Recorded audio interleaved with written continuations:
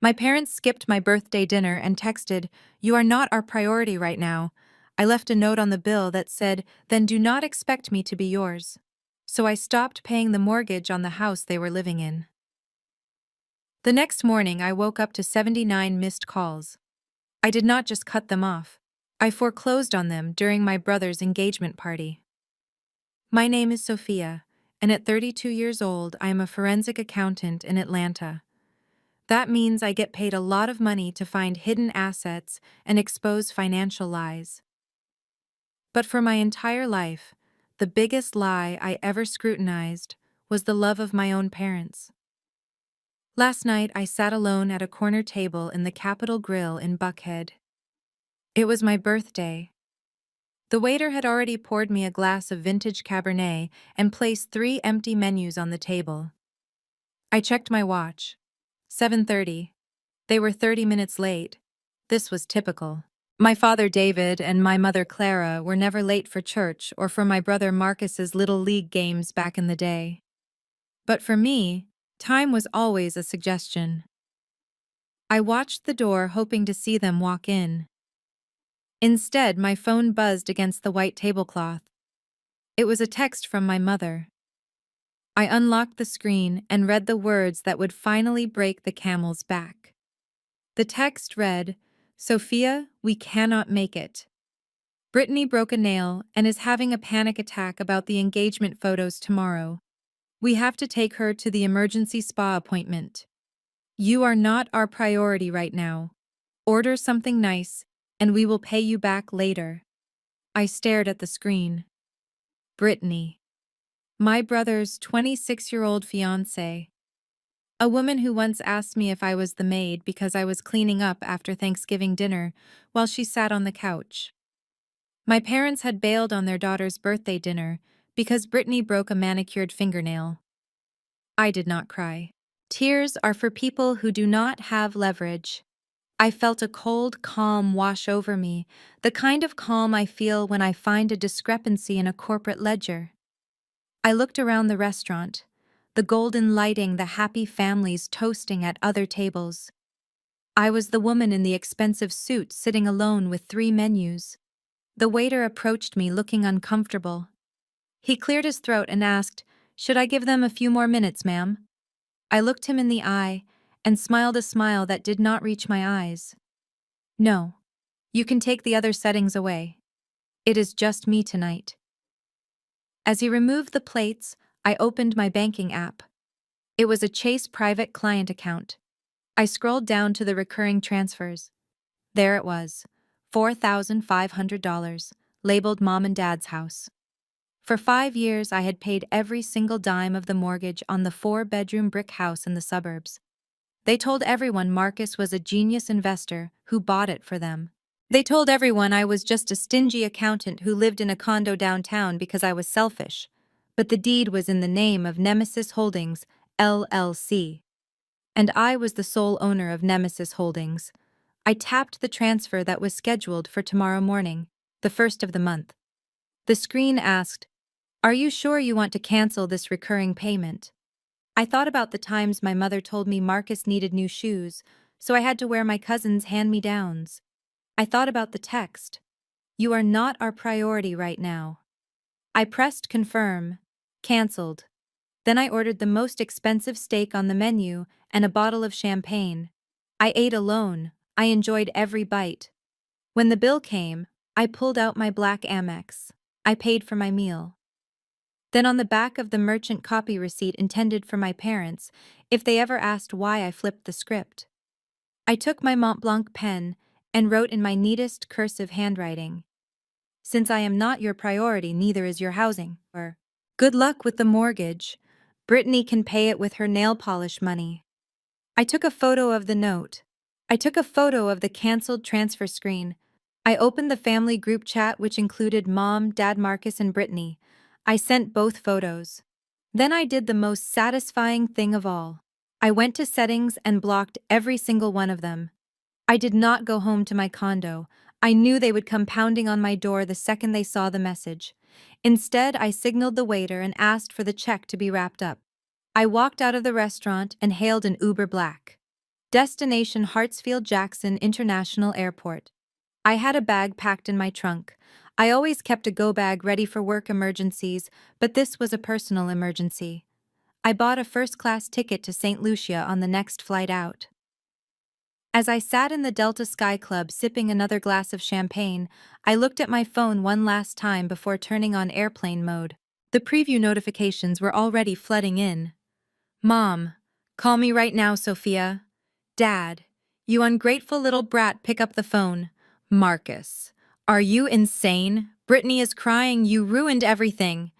I swiped the power off button. The screen went black. For the first time in 32 years, the silence was not lonely. It was expensive, it was luxurious, and it was mine. They thought the mortgage was the only thing I controlled. They had no idea that the house they were sleeping in, the car Marcus drove, and even the insurance policy on my father's life were all tied to my bank accounts. They wanted to play favorites. Fine. I was about to show them exactly what happens when the Bank of Sofia closes for business. I boarded the plane and settled into the leather seat. The flight attendant asked if I was traveling for business or pleasure. I looked out the window as the plane began to taxi away from Atlanta, away from the toxicity and away from the family that treated me like an ATM machine. I smiled and said, "Pleasure, pure pleasure. I am celebrating a very late birthday present to myself, freedom." By the time I land tomorrow morning, the bank will send the first delinquency notice to their email. By next week, the foreclosure process begins. And by the time I come back for the wedding, well, let's just say the engagement party is going to be a lot more exciting than they planned. Before I continue this story, let me know where you are watching from in the comments below. Hit like and subscribe if you have ever had to stand up to family who underestimated your worth. I closed my eyes and let the hum of the engine lull me to sleep. I slept like a baby who just saved $4,500 a month. But the real storm was waiting for me when I turned my phone back on in the Caribbean. 79 missed calls was just the beginning. They had involved the police. And that was their second mistake, because involving the law meant involving facts. And the facts were entirely on my side. In the next part, I will tell you how my sister-in-law tried to break into my office to find the deed to the house and how she accidentally handed me the weapon I needed to destroy her. The morning sun in St. Lucia hits differently than the fluorescent lights of my office in Atlanta. It feels like permission. Permission to breathe, permission to exist, and permission to finally stop carrying the weight of 3 grown adults on my back. I rolled over in the king-sized bed, the Egyptian cotton sheets cool against my skin, and reached for my phone on the nightstand. I expected a few angry texts. I did not expect a digital avalanche. 79 missed calls, 112 text messages, 14 voicemails. Most people would panic seeing that kind of activity. They would assume there was a death in the family or a natural disaster. But I am a forensic accountant. I look for patterns. And the pattern here was obvious. The timestamps told the entire story of their morning minute by desperate minute. The first cluster of calls came in at 9:30 in the morning. That would be exactly when the receptionist at the Emerald Day Spa in Buckhead swiped the Platinum American Express card I had given my mother as an emergency authorized user card. She used to tell me emergencies were things like a flat tire or a burst pipe. Apparently, Brittany needing a diamond dust facial before her engagement photos now qualified as a crisis. I pressed play on the first voicemail. It was my mother. Her voice was an octave higher than usual, a tone she reserved for when she was trying to intimidate retail workers. "Sophia, pick up the phone immediately. We are at the counter and the card is declining. The girl says it has been reported lost or stolen. Call the bank right now and fix this. Brittany is crying in the lobby. You are embarrassing us." I took a sip of the fresh papaya juice the butler had left on the terrace table and scrolled to the next message. It was 10 minutes later. This time it was my father. "Your mother is upset, Sophia. You know she has high blood pressure.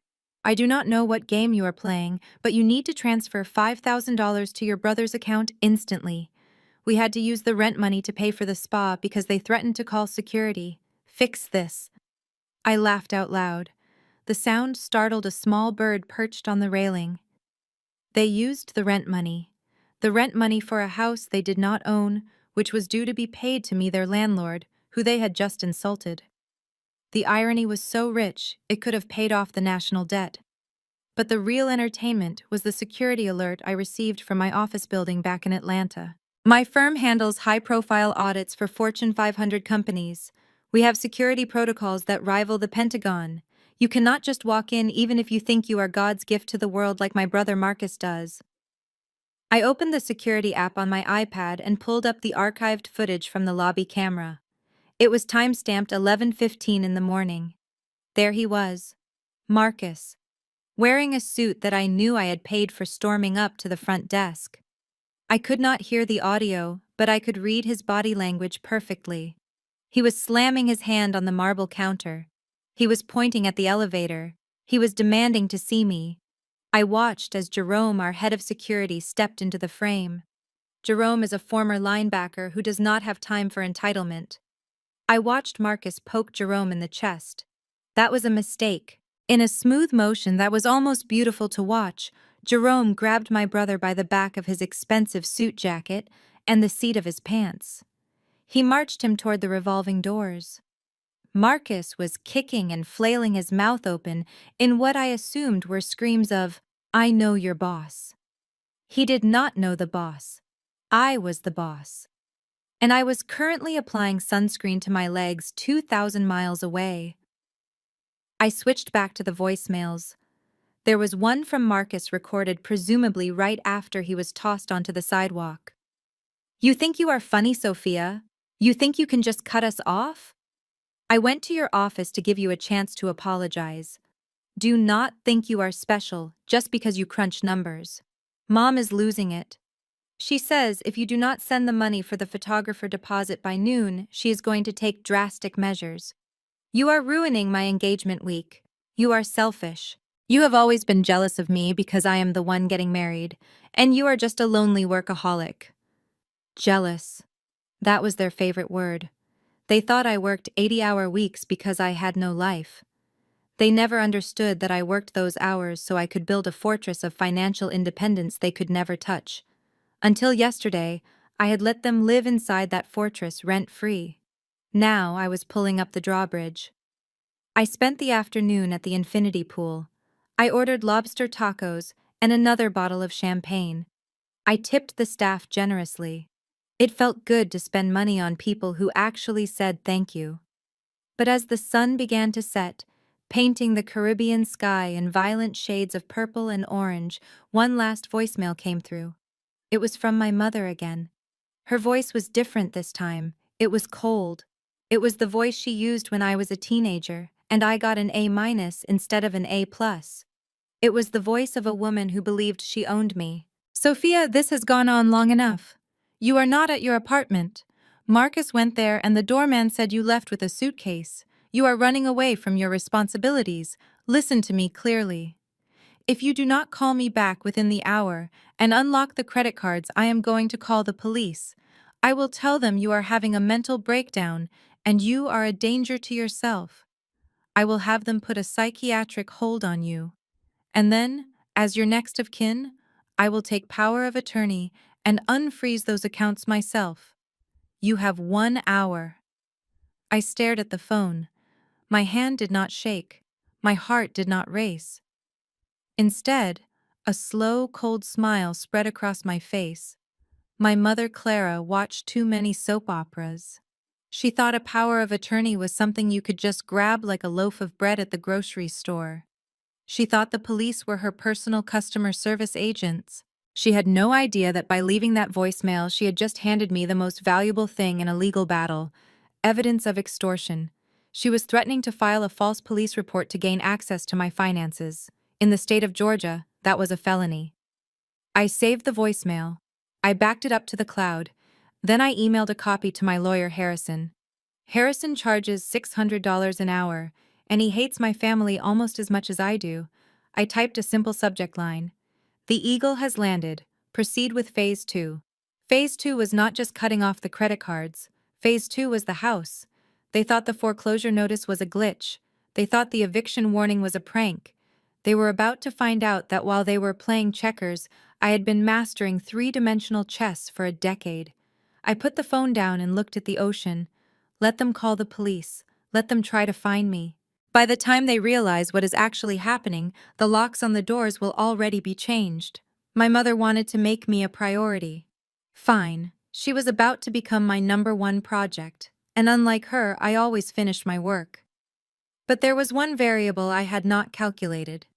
Brittany. While my parents were barking threats, my future sister-in-law was doing something much more quiet and much more dangerous. She wasn't trying to call me, she was trying to become me. And she was currently inside my parents' house logging onto the family computer, guessing the answers to my security questions. She knew the name of my first pet. She knew the street I grew up on. And she was about to make the biggest mistake of her life. My flight landed in Atlanta at 2 in the afternoon on a Tuesday. I did not go straight to my penthouse condo in Midtown.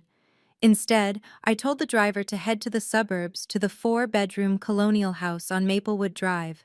The house that everyone believed belonged to David and Clara Jenkins, but was actually the primary asset of Nemesis Holdings, LLC. I needed to stop by for one reason.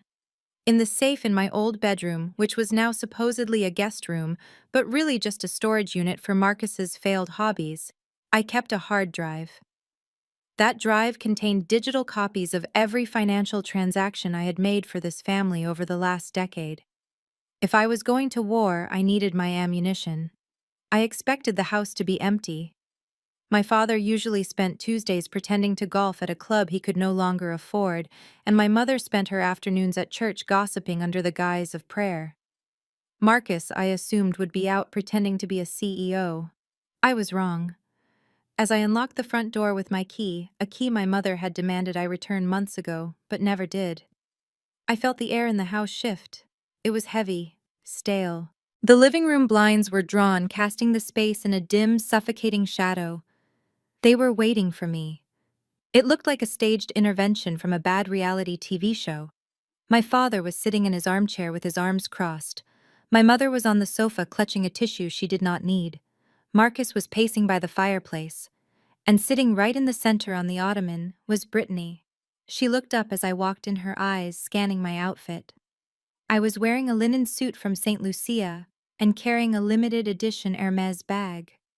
I saw a flicker of envy in her eyes before she masked it with a look of exaggerated concern. "Well, look who finally decided to show up," Brittany said. Her voice was syrupy sweet, but it had an edge like a razor blade. "We were worried sick, Sophia. Mom was about to call the hospitals." I did not break my stride. I walked past them toward the stairs. "I am just here to get some files. I will be out of your hair in 5 minutes." Marcus stepped in front of the stairs, blocking my path. He tried to look menacing, but he was wearing sweatpants at 2 in the afternoon on a workday. "You are not going anywhere," he said. "We need to talk about your attitude. You humiliated Brittany. You humiliated Mom and Dad. Do you have any idea how embarrassing it was for them to have their card declined?" I looked at him. "Move, Marcus." "I am serious, Sophia," he shouted. "You think because you have a little corporate job you are better than us? You think you can control us with money?" My mother stood up then. Her voice was trembling with that fake theatrical sadness she had perfected over 30 years. "Sophia, we are a family.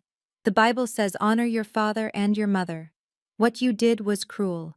You left us stranded, you abandoned us. And for what? Because we had a medical emergency with Brittany." "A broken nail is not a medical emergency," I said calmly. "And theft is not a family value." "Theft!" My father boomed, standing up to join the wall of disapproval. "How dare you accuse us of theft? We raised you. We put a roof over your head." I almost laughed. That was the opening I needed. "You put a roof over my head?" I asked, my voice dropping to a whisper that was louder than their shouting. "Let us talk about this roof, Dad. Let us talk about this floor, these walls." Do you actually remember who signed the closing documents on this house 5 years ago? My father's face turned a shade of purple. I had only seen on bruised fruit. I bought this house.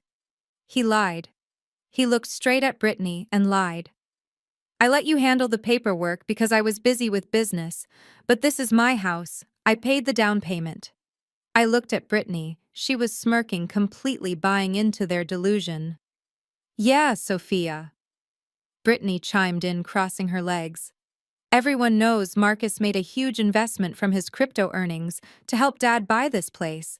You just rent a condo downtown. We are the ones building equity here. That is why I am turning your old room into a yoga studio. We need to upgrade the energy in this house. The delusion was breathtaking. Marcus had told Brittany he helped buy the house. My parents had told themselves they owned it because they lived there. They had repeated the lie so many times that it had become their truth. I looked at my mother.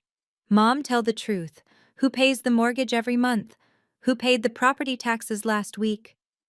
My mother sniffed and looked away. We all contribute in different ways, Sophia. You pay some bills because you are single and have no responsibilities. Marcus contributes his presence and his future. He is going to be a great leader one day. We invest in him. You should be proud to support your brother instead of being so greedy.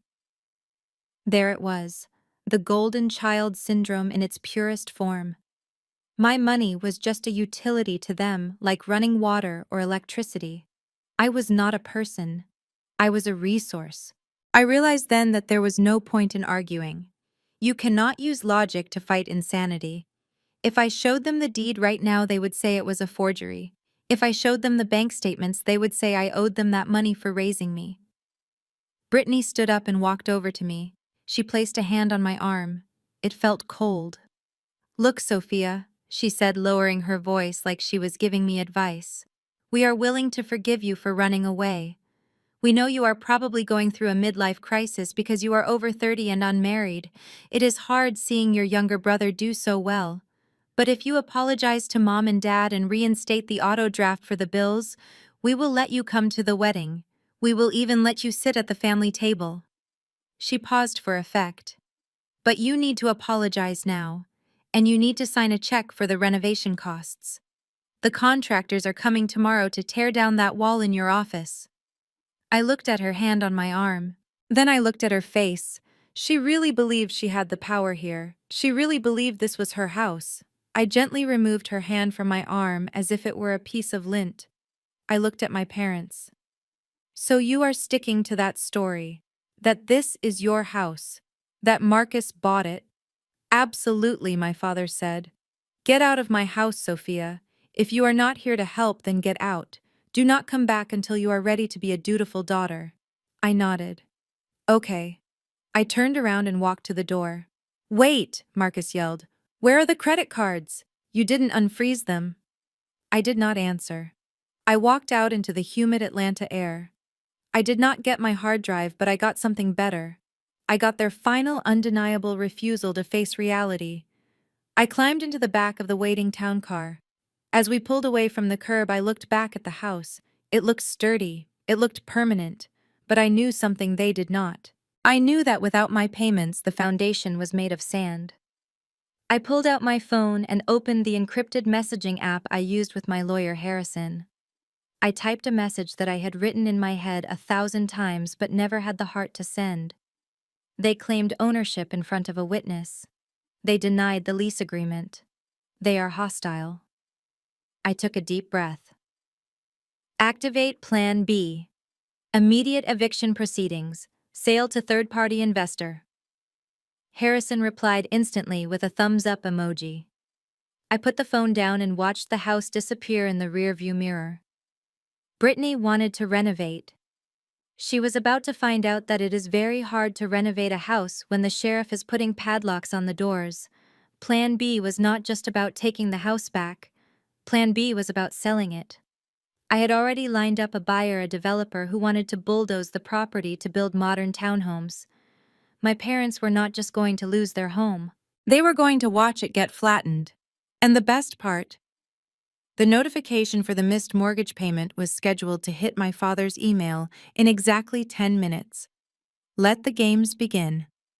The following weekend, I drove back to the house on Maplewood Drive, not because I wanted to, but because I had received a notification from my security system that the alarm to my home office had been disabled.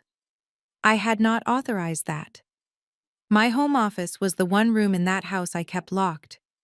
It contained client files, my server, and thousands of dollars in reference materials. When I pulled into the driveway, there was a moving truck parked behind my father's leased sedan. It was not a professional moving company. It was a rental trailer attached to a pickup truck that belonged to one of Brittany's friends. They were hauling boxes inside, pink boxes. I walked through the front door and the smell hit me instantly. Sage. Burning sage. The scent of performative spirituality was choking out the smell of my father's old cigars. "Mom," I called out, my voice echoing in the foyer. "Why is my office alarm disabled?" My mother appeared from the kitchen, wiping her hands on a dish towel. She looked annoyed to see me not guilty. "Lower your voice, Sophia," she hissed, pointing up the stairs. "Brittany is meditating. She is very stressed with the wedding planning and she needs absolute quiet." I stared at her. "You let her into my office. She needed a space," my mother said, shrugging as if it were the most obvious thing in the world. "The guest room is full of boxes. The den is where your father watches his programs. Your office was just sitting there gathering dust. It is selfish to keep a whole room locked up when family needs it." I walked past her and took the stairs two at a time. My heart was pounding against my ribs. It was not fear, it was a protective rage. That office was where I built my career. That office was where I spent nights studying for my CPA exams while my friends were out partying. That office was the engine that paid for the roof over their heads. I reached the landing and saw the door to my office wide open. Brittany was standing in the center of the room. She was wearing designer yoga pants and a crop top, holding a bundle of smoking sage. But that was not what made my blood run cold. It was the hallway. Lined up against the baseboards were stacks of my books. My forensic accounting textbooks. My leather-bound legal encyclopedias. My framed degrees. They were sitting on the floor like garbage waiting to be taken out. And inside the room, my mahogany desk, the one I bought with my first big bonus, was pushed into the corner. In its place was a ring light and a tripod. Brittany turned and smiled at me. "Oh, hey, Sophia. I did not hear you come in. We are just clearing out the negative energy. This room has such heavy vibes, very corporate, very stagnant." I looked at my books on the floor. "Brittany, those are not heavy vibes. Those are my credentials. That is my property." She rolled her eyes and waved the sage stick in the air. "You are so materialistic. I need a space for my wellness live streams. I have over 5,000 followers, Sophia. This is my career. I cannot film in the basement. The lighting is terrible." My mother appeared behind me, panting slightly from the stairs. "Sophia, stop making a scene," my mother said, placing a hand on my shoulder to hold me back. "Brittany is going to be living here now. This is her home too. You need to learn to share. You do not even live here anymore. You made that very clear when you ran off to the Caribbean." I looked from my mother to Brittany. The audacity was suffocating. "So you are kicking me out of my own office?" I asked, keeping my voice dangerously low. "We are repurposing it," my mother corrected. "For the bride. It is just for a few months until they find their own place. Be the bigger person, Sophia. Stop being so petty about a room you hardly use." Hardly use. I used it to pay their bills. I used it to ensure they had heat and electricity. Brittany kicked a box of my files with her bare foot. It slid across the hardwood floor and hit the wall with a thud. "Besides," Brittany said, inspecting her nails, "we are going to paint over this awful navy blue. I want a soft beige, something that pops on camera, and we are going to knock out that wall to open up the space. The contractor comes tomorrow." I watched her kick the box. I watched the way she looked at my diplomas with disdain. In that moment, I had a choice. I could fight, I could scream, I could drag my desk back to the center of the room and throw her ring light out the window. But then I remembered Plan B. I remembered that the eviction notice was being processed by the courts. I remembered that I had already spoken to a real estate developer who was interested in the land value. If Brittany wanted to renovate the house, let her. If she wanted to spend money painting walls and tearing down partitions, let her. Every dollar she spent on this house was a dollar she was donating to me.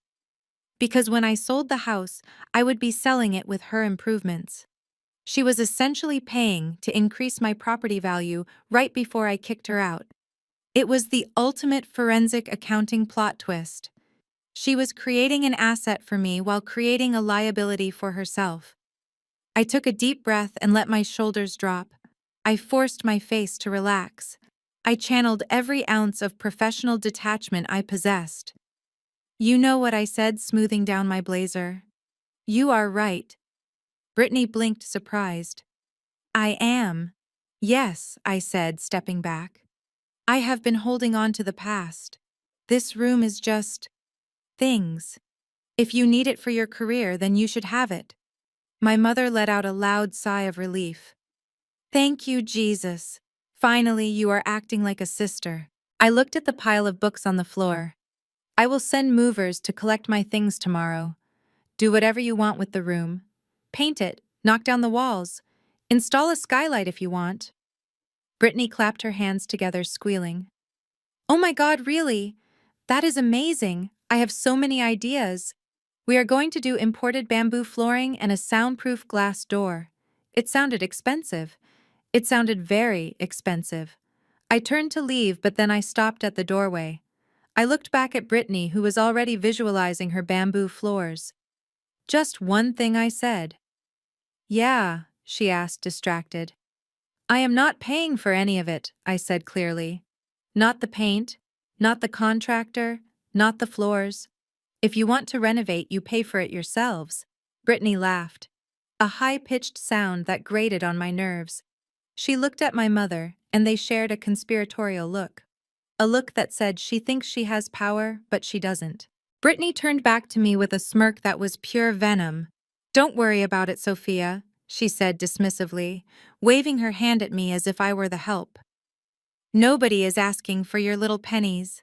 Mom and Dad said they are covering the renovation costs as a wedding gift. They want their daughter-in-law to be happy. My mother nodded, beaming with pride. Exactly. We take care of family, Sophia. We will handle the bill. I stood there for a second, processing what she just said.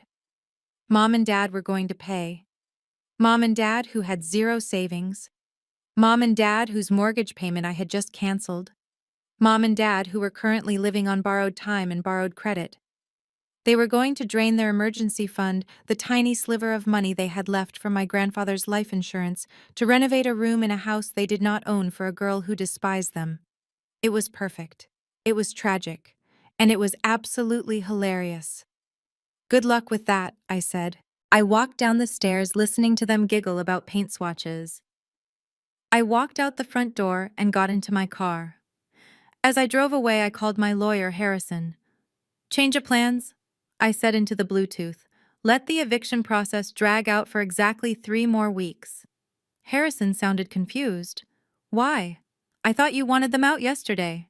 I did, I said, watching the house disappear in my rearview mirror. But the tenant is making significant capital improvements to the property at her own expense. I want to wait until the bamboo floors are installed before we change the locks. Harrison laughed. You are cold, Sophia. I am not cold, I said, merging onto the highway.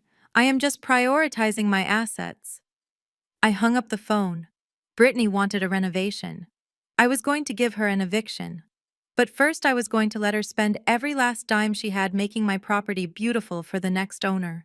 Little did I know that in her quest to find the money for those bamboo floors, Brittany was about to do something much worse than just ask my parents. She was about to commit a federal crime that would drag my brother down with her, and she was going to use my name to do it. The sound of a sledgehammer hitting drywall is distinct. It is a violent, hollow thud that reverberates through the floorboards and settles in your teeth.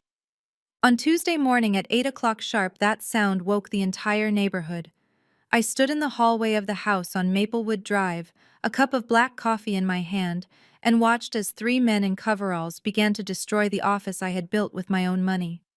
Brittany was standing in the center of the chaos wearing a hard hat that looked like it had been bedazzled with rhinestones. She was pointing and shouting instructions at the foreman, a man named Giovanni, who charged $300 an hour just for a consultation. "Careful with the molding," Brittany screamed over the noise of the demolition. "We want to preserve the vintage aesthetic but open up the flow. I need the chi to circulate." I took a sip of my coffee and watched a large chunk of plaster fall from the wall. That plaster was original to the house. Behind it was the insulation I had paid to upgrade 3 years ago to keep the heating bills down. Now it was being ripped out and stuffed into heavy-duty trash bags. My father was standing next to me. He looked pale. He was holding his checkbook in his hand, like it was a fragile bird he was afraid to crush. "Are you sure this is necessary?" he asked, his voice barely audible over the saw that had just started up. $50,000 is a lot of money, Clara. That is the last of the liquidity from the retirement fund." My mother patted his arm dismissively. "Oh, stop worrying, David. It is an investment. Brittany says this studio will add at least $100,000 to the home value. Plus, she needs this for her career. You want to support her career, don't you?" My father sighed and opened the checkbook. I watched him write the date. His hand was shaking slightly. I knew exactly what that $50,000 represented. It was their safety net. It was the money for their prescriptions, their car insurance, and the property taxes they thought they were paying, but I had been covering. Once that check cleared, they would be financially naked. I pulled out my phone. I did not step in to stop my father. I did not grab the pen from his hand. Instead, I opened my camera app. I took a photo of the sledgehammer going through the drywall. I took a photo of the exposed electrical wiring that the workers were yanking on carelessly. I took a photo of the pile of debris accumulating on the hardwood floors I had refinished last year. Brittany noticed me taking pictures. She pulled down her dust mask and smirked. "Taking notes, Sophia. Maybe you can use these for your vision board. This is what it looks like when people actually have style." I smiled calmly. "Actually, I am just documenting the changes. It is fascinating to watch." I did not tell her that I was documenting evidence for a civil lawsuit. In legal terms, what she was doing was called waste. It is the permanent destruction of real property by a tenant or someone in possession of land that prejudices the owner's interest. Since Nemesis Holdings, LLC, owned the land, and I owned Nemesis Holdings, Brittany was essentially documenting her own crime for me. The foreman Giovanni walked over to my father. He was a large man who smelled of sawdust and expensive cologne. "Mr. Jenkins, I need that deposit now," Giovanni said, holding out a callous hand. "Materials are on the truck. We do not unload until the check clears." My father ripped the check out of the book. The sound of the paper tearing was louder to me than the sledgehammers. He handed over $50,000. "There you go," my father said, his voice weak. "Please just make it look nice." I felt a pang of pity in my chest, but I shoved it down. Pity is a luxury I could no longer afford. They had made their choice. They chose the girl who broke a nail over the daughter who paid the mortgage. The morning dragged on. The dust in the air became a thick, white fog. I went to the kitchen to pour more coffee, trying to ignore the sound of my legacy being dismantled. Suddenly the noise stopped. The saws cut out. The hammering ceased. Then I heard Giovanni shouting, "Whoa, whoa, stop! Cut the water main! Cut it now!" I walked back to the hallway. The workers were backing away from the hole they had punched in the wall. A dark, foul-smelling liquid was spraying out of a pipe, soaking the exposed insulation and pooling rapidly on the floor. Giovanni turned to my father, wiping grease from his forehead. "We have a problem, Mr. Jenkins. Big problem. You have got cast iron pipes behind this wall. They are completely corroded. The vibration from the demo caused a rupture." My mother gasped. Well, fix it. Just patch it up. Giovanni shook his head. I cannot patch this, lady. This is rot. If I patch this, it bursts next week and floods the whole basement. We have to rip out the entire line and replace it with PVC. And we have to bring in a mold remediation team because looking at this insulation, you have got black mold spreading into the ventilation. My father looked like he was going to vomit. How much? Giovanni pulled out a calculator and tapped a few buttons. Emergency plumbing mold remediation code upgrades. You are looking at another $20,000. Minimum. And I need it up front, because I have to pull emergency permits. The room went silent. The only sound was the dripping of the sewage water onto my hardwood floors. 20,000, my father whispered. We do not have 20,000. We just gave you everything we had. Giovanni crossed his arms. Then I pack up my guys and leave. But I cannot leave the water on. I have to shut off the main to the whole house. You will have no running water until this is fixed. Brittany let out a shriek. No running water. Are you kidding me? I have a hair appointment tonight. I need to shower. My mother turned slowly to look at me. Her eyes were wide, desperate. She looked at my designer bag. She looked at my calm face. She remembered the years I had silently fixed every problem, paid every bill, smoothed over every crisis. Sophia, she said, her voice trembling. Sophia, baby. You have savings. I know you do. You just went to St. Lucia first class. I took a sip of my coffee. It was getting cold. My father turned to me too. Sophia, this is a crisis. We have no water. The house is falling apart. Please, write him a check. We will pay you back when Marcus's crypto investments pay out. I looked at the puddle of dirty water expanding toward my shoes. I looked at the hole in the wall. I looked at Brittany, who was looking at me not with gratitude but with expectation, as if it were my duty to save her renovation. I thought about the birthday dinner. I thought about the text message. You are not our priority right now. I took a step back to avoid the water. I am sorry, I said, keeping my voice steady and devoid of emotion. I cannot help you. What do you mean you cannot? My mother screamed. You are rich. You have the money. I do have the money, I agreed. I have plenty of money. But my money has a strict budget. And right now, fixing a plumbing disaster caused by an unauthorized renovation for a sister-in-law who hates me, that is not in the budget. Sophia, my father yelled. This is your home too. No, I corrected him. It is not. You made that very clear. I am just a guest here. And as a guest, I think I will check out before the smell gets worse. I turned to Giovanni. You might want to get that check cashed quickly, sir, before they try to stop payment on it. Sophia, don't you dare walk away. My mother wailed, grabbing at my arm. I pulled away sharply.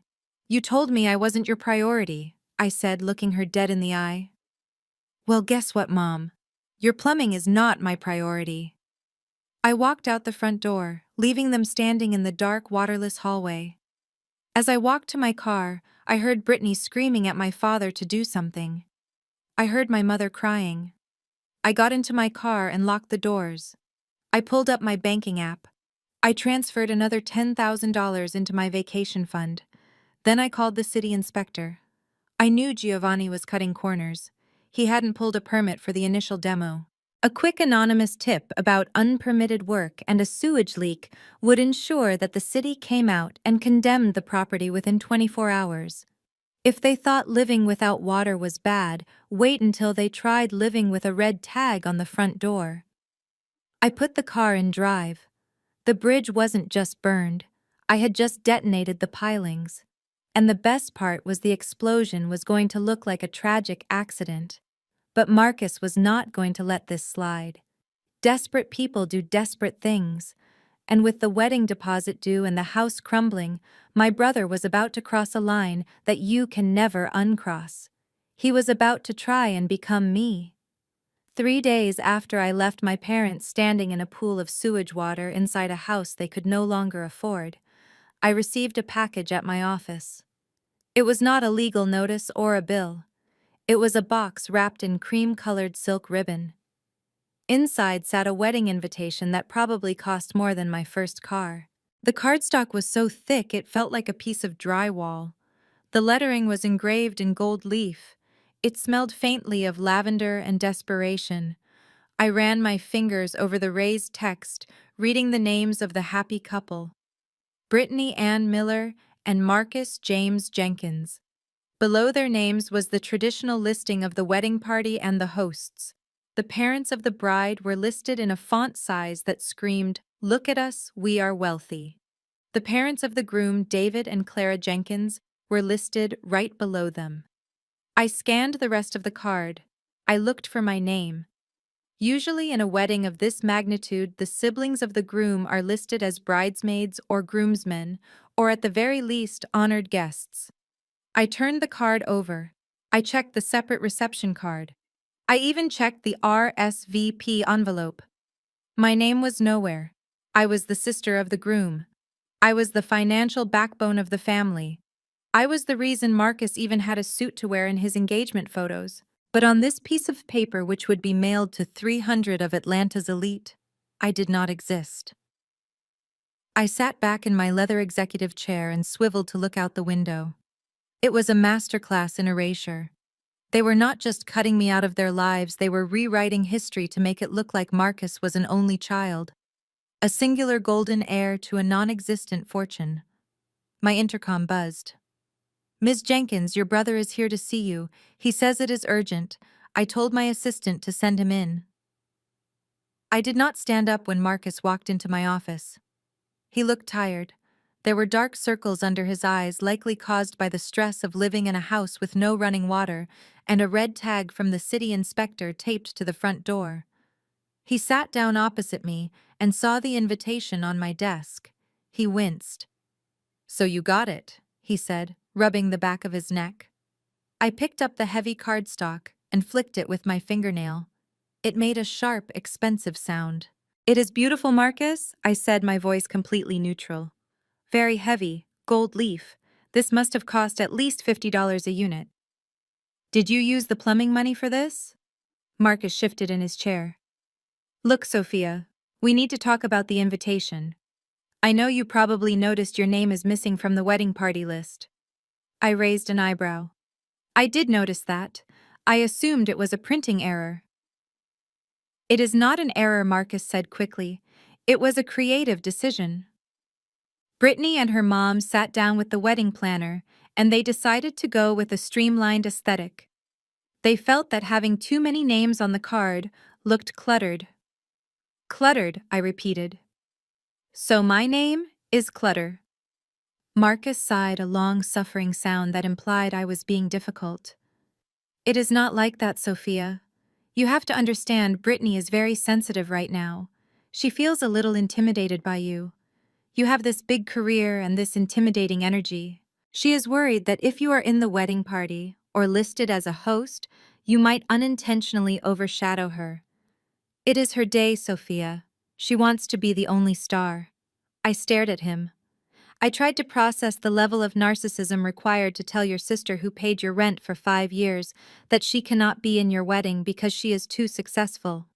So let me get this straight," I said, leaning forward. "I am not in the wedding party because I am too successful." Marcus nodded, seemingly relieved that I understood. "Exactly. You get it. You have always been the strong one. Brittany is delicate. She needs the spotlight. We knew you would be cool about it because you do not care about superficial stuff like weddings anyway." He reached into his pocket and pulled out a smaller envelope. "But we definitely want you there," he said, forcing a smile. "Here is your seating assignment. We wanted to give it to you personally, so you did not think we forgot you." I opened the small envelope. Inside was a place card. Table 19. I looked at the venue map included in the invitation packet. The head table was table 1. The family tables were 2 and 3. The important guests were 4 through 10. Table 19 was located in the back corner next to the kitchen entrance and the emergency exit. "You put me at the overflow table," I said, looking up at him. "Who else is at table 19, Marcus?" He looked away.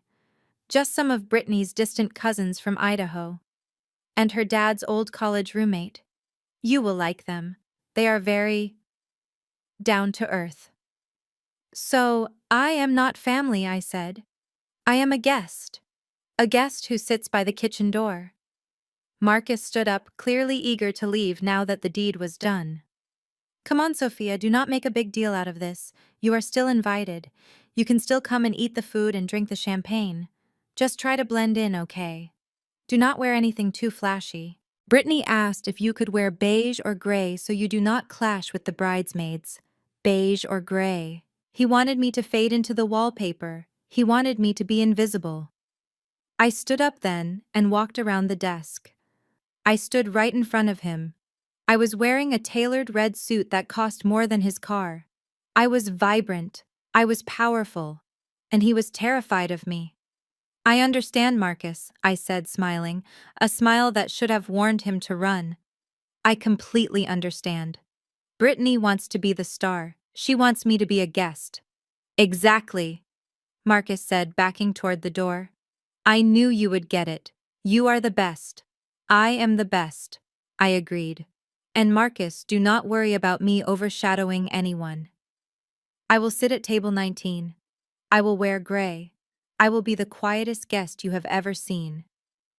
He exhaled a breath he had been holding. Thanks, Sophia, really. And hey, about the water at the house. I held up a hand.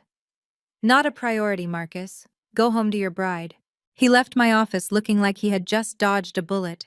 He had no idea he had just walked directly into the path of a missile. I picked up the invitation again. I looked at the date.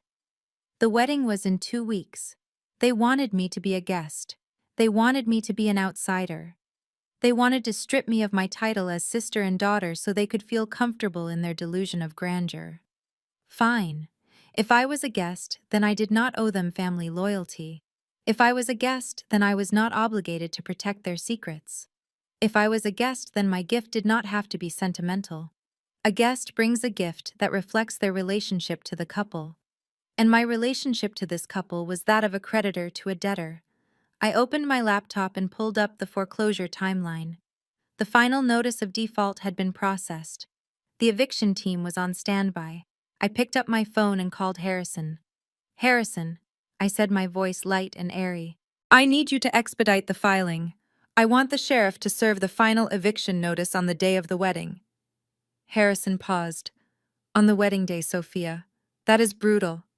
No, Harrison, I said, looking at the gold leaf invitation that treated me like a stranger. It is not brutal. It is a gift. They want a memorable wedding.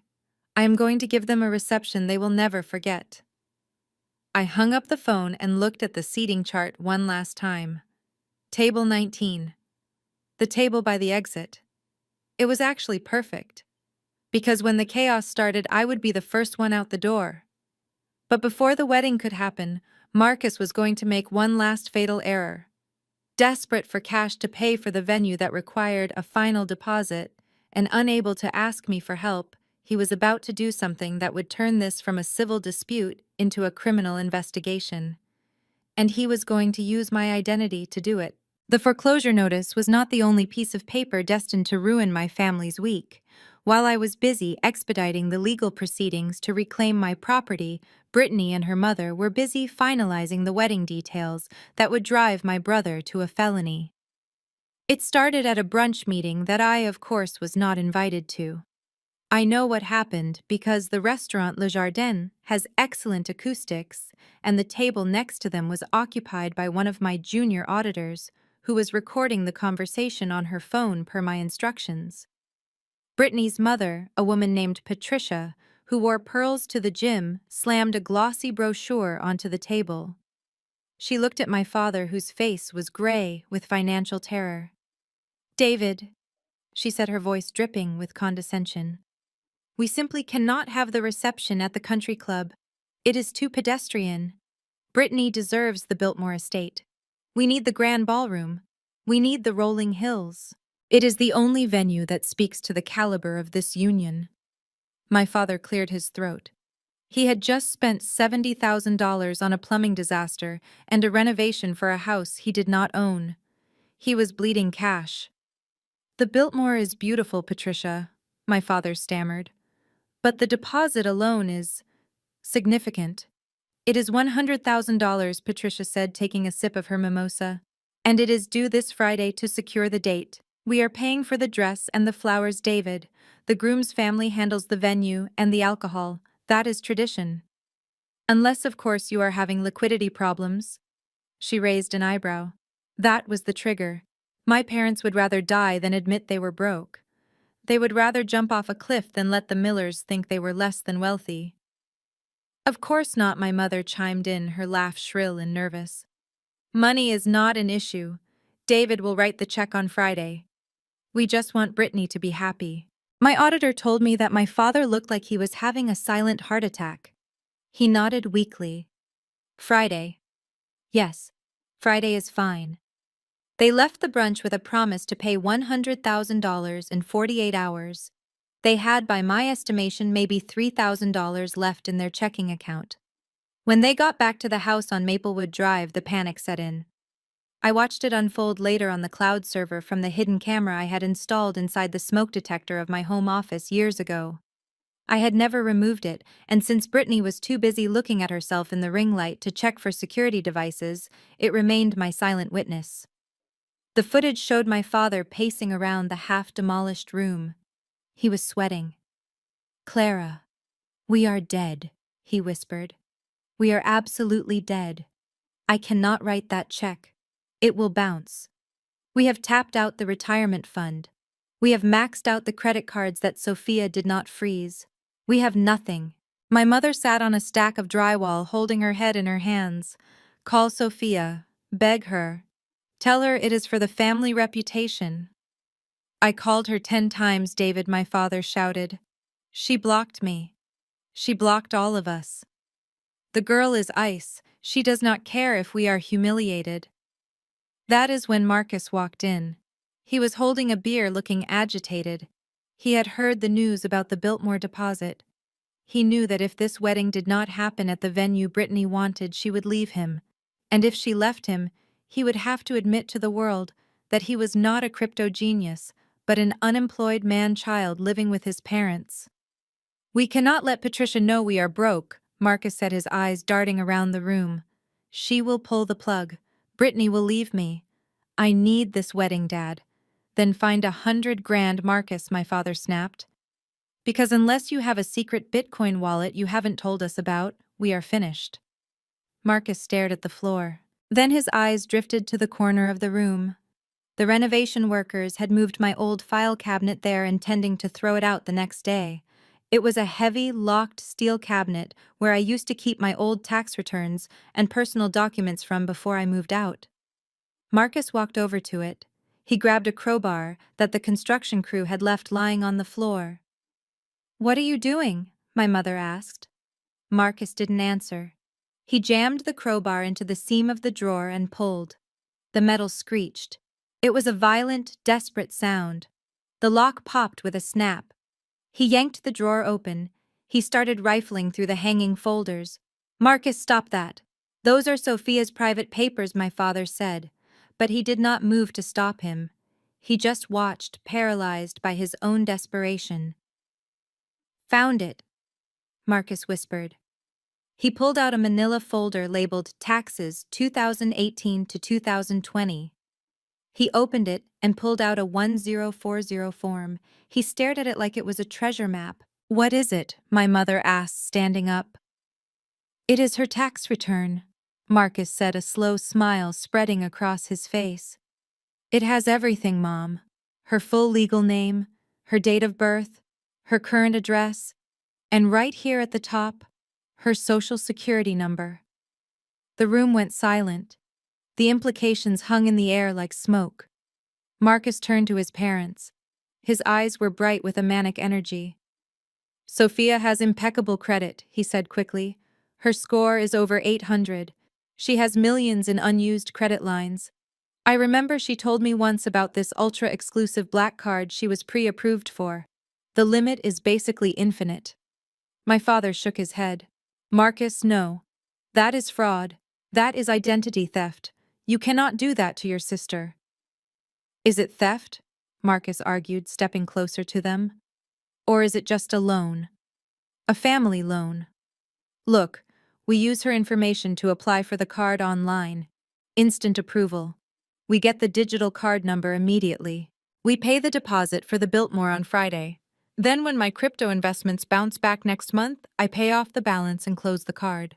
She will never even know. He was lying to himself. His crypto investments were worth zero. He was never going to pay it back. My father looked at the floor. He looked at the water-damaged ceiling. He looked at his wife. David, my mother whispered. It is just a temporary measure. Sophia has so much. She just went to St. Lucia on a whim. She spends more on handbags than we do on groceries. She won't even feel it. But it is illegal, Clara, my father said weakly. It is survival, my mother countered. She walked over to Marcus and looked at the tax return. She ran her finger over my social security number. She abandoned us, David, my mother said, her voice hardening. She left us with no water. She embarrassed us at the restaurant. She owes us this. After everything we sacrificed to raise her, to put up with her coldness, she owes us a wedding. She looked at Marcus and nodded. Do it, she said. Do it quickly before the construction crew comes back. Marcus grinned. He pulled out his phone and started typing. I watched on the camera feed as he entered my name, my birthday, and the 9 digits that identified me to the federal government. He was not just stealing money. He was stealing my identity. He was gambling my financial reputation on a wedding reception for a woman who despised him. I sat in my office miles away watching the footage recorded hours earlier. I could have stopped the application. I could have called the credit bureau right then and flagged it. But I didn't. I watched him hit submit. I saw him pump his fist in the air as the screen likely flashed approved. I leaned back in my chair. A forensic accountant does not interrupt a crime in progress if she wants to build a RICO case. She lets the suspect hang himself. Marcus had just handed me the one thing better than a foreclosure. He had handed me a felony conviction. He thought he had solved his problem. He had no idea he had just signed his own arrest warrant. And the best part was, I was going to let him spend the money first. I was going to let him book the venue. I was going to let him invite the world. Because the higher the climb, the harder the fall. The vibration of my phone on the mahogany desk was subtle, but to a woman who spends her life anticipating disaster, it sounded like a gunshot. It was Thursday afternoon. I was in the middle of analyzing a forensic audit for a pharmaceutical company, looking for hidden offshore accounts, but my eyes instantly darted to the screen. It was a notification from my credit monitoring service. Alert. New credit inquiry detected. American Express Platinum. I froze. I have an American Express Platinum card. I have had one for 5 years. I did not apply for a new one. I picked up the phone and unlocked the app. My heart rate remained steady. Panic is for amateurs. In my line of work, panic causes errors, and errors destroy evidence. I tapped on the notification to expand the details. The application was submitted 2 minutes ago. The applicant used my full name, Sophia Marie Jenkins. They used my date of birth. They used my social security number. But they listed the billing address as 42 Maplewood Drive, my parents' house, and they listed the contact email as marcus.jenkins.crypto@gmail.com. I stared at the screen. The sheer stupidity was almost insulting. My brother Marcus was trying to commit identity theft, and he used his own email address on the application form. He was not even a good criminal. He was a lazy one. Most people in this situation would call the bank immediately. They would scream fraud. They would shut down the application before it could be approved. They would protect their credit score at all costs. But I am not most people. I am a forensic accountant who had just been disowned by her family over a plumbing bill. I looked at the status of the application. Pending review. The bank's algorithm had likely flagged the address discrepancy since my actual billing address is my penthouse in Midtown, not the house in the suburbs. I sat there and thought about the last week. I thought about Brittany throwing my books into the hallway. I thought about my mother screaming that I was selfish. I thought about the wedding invitation that listed me as a guest at table 19. If I blocked this application now, Marcus would just claim it was a misunderstanding. He would say he clicked the wrong box. He would say he was trying to add himself as an authorized user and got confused. It would be a family squabble. But if the card was approved, and if he used it, that is not a misunderstanding. That is wire fraud. That is aggravated identity theft. That is a federal felony that carries a mandatory minimum prison sentence. I picked up my office landline and dialed the number for American Express verification. I did not call the fraud line. I called the new accounts line. "Good afternoon, this is Sarah. How can I help you today?" the operator asked. "Hi Sarah, this is Sophia Jenkins," I said, keeping my voice smooth and professional. "I just submitted an application for a new platinum card, but I realized I might have triggered a security alert because I used my family home address instead of my city residence. I am currently traveling and I needed to make sure the digital card gets provisioned to my Apple Pay immediately for a large transaction today." I verified my security questions. I gave her my mother's maiden name. I gave her the name of my first pet. "Oh, I see it here, Ms. Jenkins," Sarah said. "Yes, the address mismatch flagged it. Since you verified the info, I can push this through for you right now. You should see the digital card in your wallet in about 2 minutes." "Thank you, Sarah," I said. "You have been very helpful." I hung up the phone. I felt a cold shiver run down my spine. I had just handed my brother a loaded gun. Now I just had to wait for him to pull the trigger. I turned back to my computer screens, but I could not focus on the pharmaceutical audit. I kept my banking app open on my iPad. I watched the screen like a hawk watching a field mouse. 5 minutes passed, then 10. Then the notification popped up. Transaction approved. The Biltmore estate. $30,000. I let out a breath I did not know I was holding. He did it. He actually did it. He used a card in my name to pay the deposit for a wedding venue I was barely invited to. $30,000 is not a small theft. In the state of Georgia, theft by taking over $25,000 is a felony punishable by up to 20 years in prison. But a bank notification is just digital data. A defense attorney could argue that Marcus had verbal permission. They could argue that I gave him the card number. They could argue entrapment. I needed more. I needed undeniable physical proof that Marcus Jenkins was the one who authorized that transaction. I needed to see him holding the pen. I needed to see him smiling as he signed my name. I opened my contact list and scrolled down to R. Reynolds. Reynolds was a private investigator I used for corporate cases. He was expensive, discreet, and he could find a needle in a haystack in the dark. I dialed his number. He answered on the first ring. "Jenkins, to what do I owe the pleasure?" Reynolds asked. "I have a job for you," I said. "It is personal. I am listening." "I need you to go to the Biltmore estate right now," I said. "My brother Marcus is there meeting with the event coordinators. He just paid a $30,000 deposit. I need video footage of him interacting with the staff. I need you to get a clear shot of him signing the contract. And if possible, I need you to get audio of him claiming to be the payer." Reynolds whistled low. 30 grand. He is playing with the big boys now. "Is this for the foreclosure case?" "No," I said, staring at the transaction on my screen. "This is for the criminal case." I heard the sound of keys jingling on Reynolds' end. "I am on my way. I will have the footage on your secure server by tonight." I hung up the phone. I stood up and walked to the window of my office. The Atlanta skyline was stretched out before me, glittering in the afternoon sun. Somewhere down there in the rolling hills of the Biltmore, my brother was popping champagne. He was probably hugging Brittany. He was probably telling my parents that his crypto investments had finally paid off and that he was the savior of the family. He was celebrating his own funeral. I felt a strange sense of detachment. I should be sad. I should be heartbroken that my baby brother, the boy I used to help with his homework, was stealing from me. But the sadness had burned away days ago, leaving only clarity.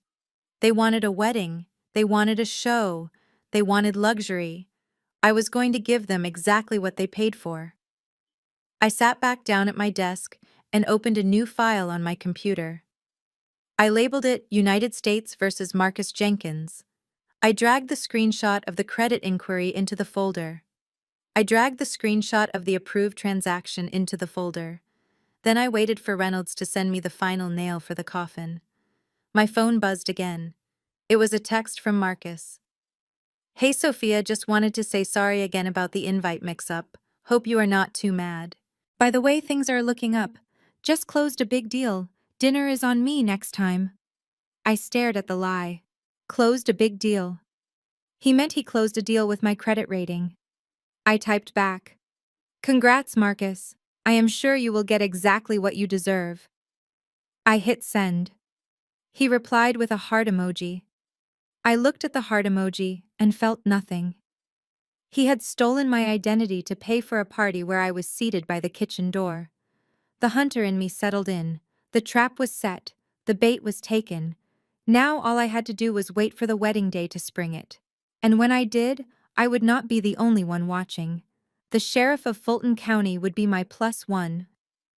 The house on Maplewood Drive smelled of fresh paint and old lies. It was Friday evening, and my parents were hosting an intimate dinner for Brittany's parents, the Millers, to celebrate the securing of the wedding venue.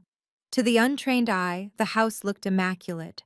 The hole in the wall from the plumbing disaster had been hastily patched and painted over in a soft beige that Brittany claimed was calming. But I knew better. I knew that behind that fresh coat of paint, the drywall was still damp, and the pipes were ticking time bombs because my father had hired a handyman off Craigslist, instead of a licensed plumber, to fix the catastrophe. I arrived precisely 7 minutes late, wearing a charcoal gray dress that blended perfectly into the shadows just as requested. I was the ghost at the feast. I was the invisible banker funding a lifestyle that did not belong to me. When I walked into the dining room, the table was set with the good china, the Wedgwood pattern, that my mother usually kept locked in the break front for fear of chipping. Tonight, however, she was risking the porcelain to impress Patricia and Robert Miller. Patricia Miller was a woman who wore pearls to the grocery store and judged people by the knot in their silk scarves. She was sitting to the right of my father holding a crystal wine glass and looking around the room with an expression of critical approval. "It is lovely what you have done with the place, Clara," Patricia said, her voice tinkling like wind chimes. "Brittany told us about the little renovation project. It is so generous of you to let the kids customize the space before they move to their own estate." My mother beamed, clutching her napkin as if it were a lifeline. "Oh, you know us, Patricia. We believe in giving the children strong roots. This house has been in the family for years, and we want Marcus and Brittany to feel that stability." I took a sip of my wine. Stability. The only thing stable about this house was the lien I held against it. Marcus was sitting at the head of the table where my father usually sat. He was wearing a new suit. I recognized the cut. It was Italian. It likely cost $2,000. And given that his bank account was currently overdrawn, I knew exactly whose credit card had paid for it. He caught my eye and quickly looked away, focusing intensely on his roasted chicken. He was sweating. A thin sheen of perspiration glistened on his forehead, despite the air conditioning blasting at full power. Robert Miller, a man who had made his fortune in commercial real estate, cleared his throat and raised his glass. "I would like to propose a toast," he rumbled. "To Marcus. I have to admit, son, when Brittany first brought you home, I was skeptical. We have always wanted the best for our girl, but seeing how you stepped up this week has truly impressed me." My father stiffened. He knew what was coming. Robert continued. "Patricia told me about the deposit for the Biltmore. That is not a small sum. Most young men your age are still paying off student loans or asking their parents for handouts. But you put down $30,000 without blinking an eye. That shows character. That shows financial maturity." He clinked his glass against Marcus's. "To the provider." The table erupted in a chorus of "hear, hear." My mother clapped the loudest, her eyes shining with tears of relief. She looked at Marcus with genuine adoration, completely forgetting that the money he spent was stolen from the daughter she was currently ignoring. "Oh, Marcus has always been a wizard with numbers," my mother gushed. "Just like his father. He made some very smart investments in the technology sector early on. We are just so proud of his independence. I set my wine glass down. The sound was soft, but in the silence that followed the toast, it felt heavy. That is impressive, Marcus, I said, my voice smooth and low. Technology sector, you say? I would love to hear which specific asset class performed so well for you this week. Was it crypto, or perhaps something more identity-based? Marcus choked on his wine. He coughed violently, reaching for water while Brittany pounded him on the back. Oh, Sophia, stop grilling him, Brittany said, rolling her eyes at me. You are so boring with your finance talk. Marcus does not need to explain his genius to you. He just has the touch. Unlike some people who have to slave away at a desk for a salary, Marcus makes his money work for him. I smiled, a cold, predatory smile. You are right, Brittany, I said. He certainly knows how to make money work. Or at least how to make credit work. My father shot me a warning glare. His eyes pleaded with me to shut up. He was terrified that I would expose the lie right there over the roasted asparagus, but he did not understand. Exposing them now would be too easy. It would be messy. It would just look like a family argument. I wanted something more permanent. I reached down to my bag, which I had placed by my feet. I pulled out a blue legal folder. It was thick. It was heavy. On the cover in bold black letters was the logo of my law firm and the words "Confidential, do not open."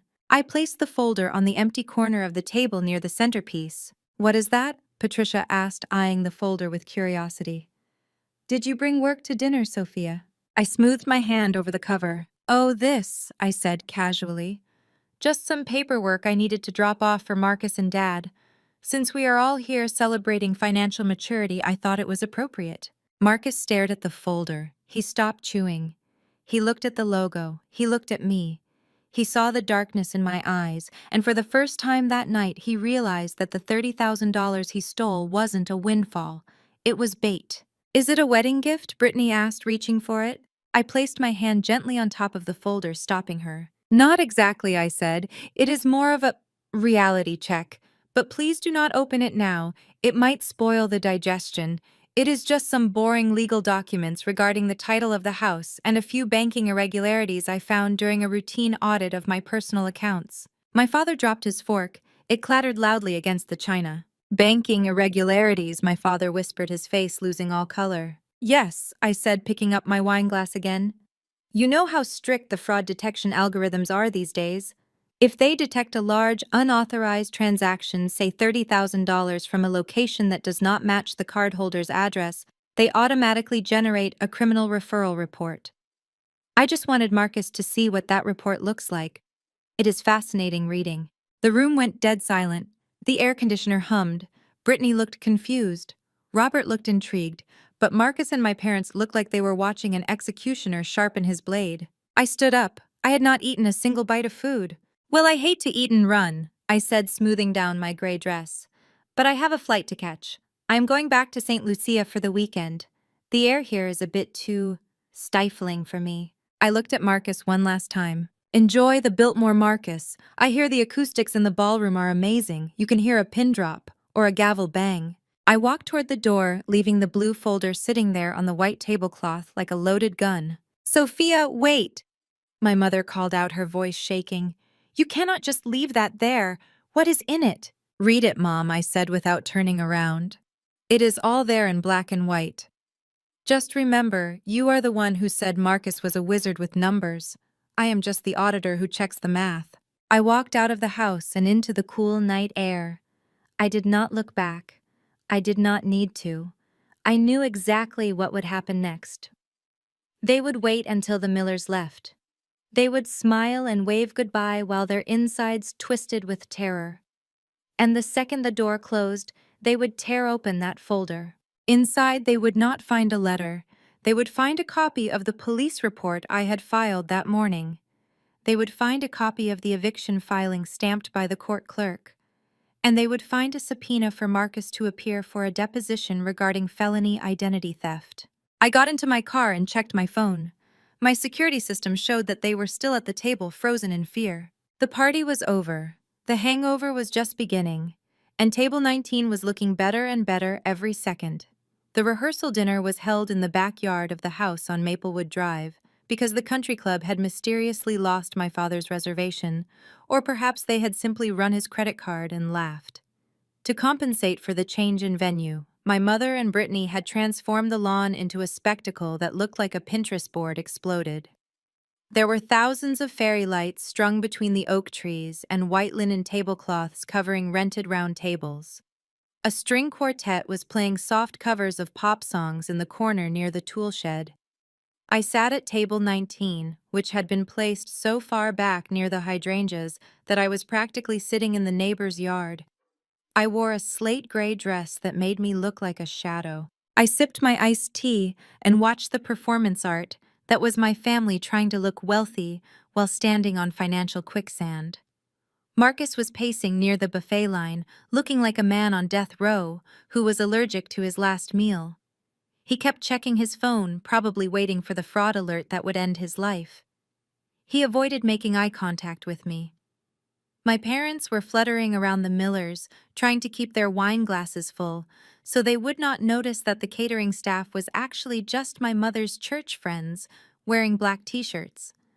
But the star of the show was Brittany. She wore a white cocktail dress that cost more than the plumbing repair she had demanded. She held a microphone in one hand and a glass of champagne in the other. Her face was flushed with alcohol and the absolute certainty that she had won. She had the house, she had the man, she had the wedding, and she had successfully banished me to the garden edge. She tapped the microphone and the feedback squeal made everyone wince. Attention, everyone, she slurred slightly. If I could just have your attention. The music stopped. The guests turned to face the makeshift stage set up on the patio. I just want to say thank you to my amazing parents and to David and Clara for welcoming me into the Jenkins dynasty, Brittany said, beaming. It is so rare to find a family that values tradition and legacy as much as I do. My mother wiped a tear from her eye. My father looked at his shoes. Brittany took a long sip of champagne, and her eyes scanned the crowd until they landed on me in the back. Her smile sharpened. And I also want to mention someone special. Sophia. Where are you, Sophia? Oh, there you are back in the corner. She pointed at me. Every head turned. I did not move. I did not smile. I just watched. You know, guys, Brittany continued, her voice dripping with fake sympathy. It has been a hard week. There was a lot of negative energy in this house. A lot of jealousy. Some people just cannot handle it when their younger siblings surpass them in life. It is sad, really. The crowd murmured. My face remained a mask of stone, but inside my blood was boiling. She was not just content with stealing my house and my money, she wanted to destroy my character too. Brittany giggled. I mean, imagine being over 30 and single and so bitter that you try to sabotage your own brother's happiness. Imagine refusing to help fix a plumbing leak just to be petty. But you know what? We forgive you, Sophia. We really do. We invite you here today to show you what real love looks like. Maybe if you take notes, you might find someone to tolerate you one day too. The silence that followed was excruciating. My mother looked horrified, but she did not stop it. Marcus looked like he wanted to dissolve into the grass. The Millers looked uncomfortable but amused. Brittany raised her glass. So here is to love, and here is to blocking out the haters. Cheers. She drank. The guests clapped politely, but the air was thick with tension. I stood up. The sound of my chair scraping against the patio stones was loud. I picked up my clutch and began to walk toward the stage. I did not walk fast. I walked with the slow, deliberate rhythm of a predator closing in on wounded prey. Sophia, sit down, my father hissed as I passed him. Don't make a scene. I ignored him. I walked up the 3 steps to the patio. Brittany looked at me, her eyes wide. She tried to pull the microphone away, but I reached out and took it from her hand. I did not snatch it. I simply took it with the authority of someone who owned the very ground she was standing on. I looked out at the crowd. I looked at the Millers. I looked at my parents. Thank you, Brittany, I said, my voice clear and steady without a hint of slurring. That was a very moving speech. I turned to look at her. She took a step back, clutching her glass. You are right, I continued, addressing the guests. There has been a lot of energy in this house lately, a lot of changes. And I think it is important that we acknowledge the hard work that went into making this night possible. I gestured to the house behind me, the house with the fresh beige paint and the new open concept office. I want to thank Brittany specifically, I said. Most brides focus on flowers and dresses, but Brittany focused on capital improvements. She spent the last week overseeing a renovation that truly opened up the floor plan. She replaced the drywall. She updated the lighting. I paused, letting the confusion settle over the crowd. And I want to thank her for doing all of that to my house, I said. A ripple of whispers went through the yard. Brittany laughed nervously. Your house? She scoffed. You are drunk, Sophia. Sit down. This is David and Clara's house. I smiled. A cold, terrifying smile. Actually, it is not, I said. And it hasn't been for 5 years. The deed to this property is held by Nemesis Holdings LLC, and I am the sole proprietor of Nemesis Holdings. My parents have been living here as tenants who haven't paid rent in 60 months. My mother stood up, knocking her chair over. Sophia, stop this immediately. I did not stop. And since we are sharing truths, I said, looking back at Brittany, I want to thank you for funding the renovation. I know my parents told you they paid for it, but we all know their bank accounts are empty. So the $50,000 you put into this property, that was a very generous donation to my equity. When I sell this place next week, the value will be much higher thanks to your taste in bamboo flooring. You are lying, Brittany screamed, her face turning red. You are a liar, Marcus. Tell her she is lying. I looked at Marcus. He was shaking his head, tears streaming down his face. Tell her, Marcus, I said into the microphone. Tell her whose name is on the mortgage. Tell her whose credit card you stole to pay for the Biltmore deposit because you knew you had no claim to this property. Marcus did not speak. He just sobbed. I turned back to the crowd. So enjoy the party, everyone. Drink the champagne, eat the cake. Because as of tomorrow morning, the locks will be changed.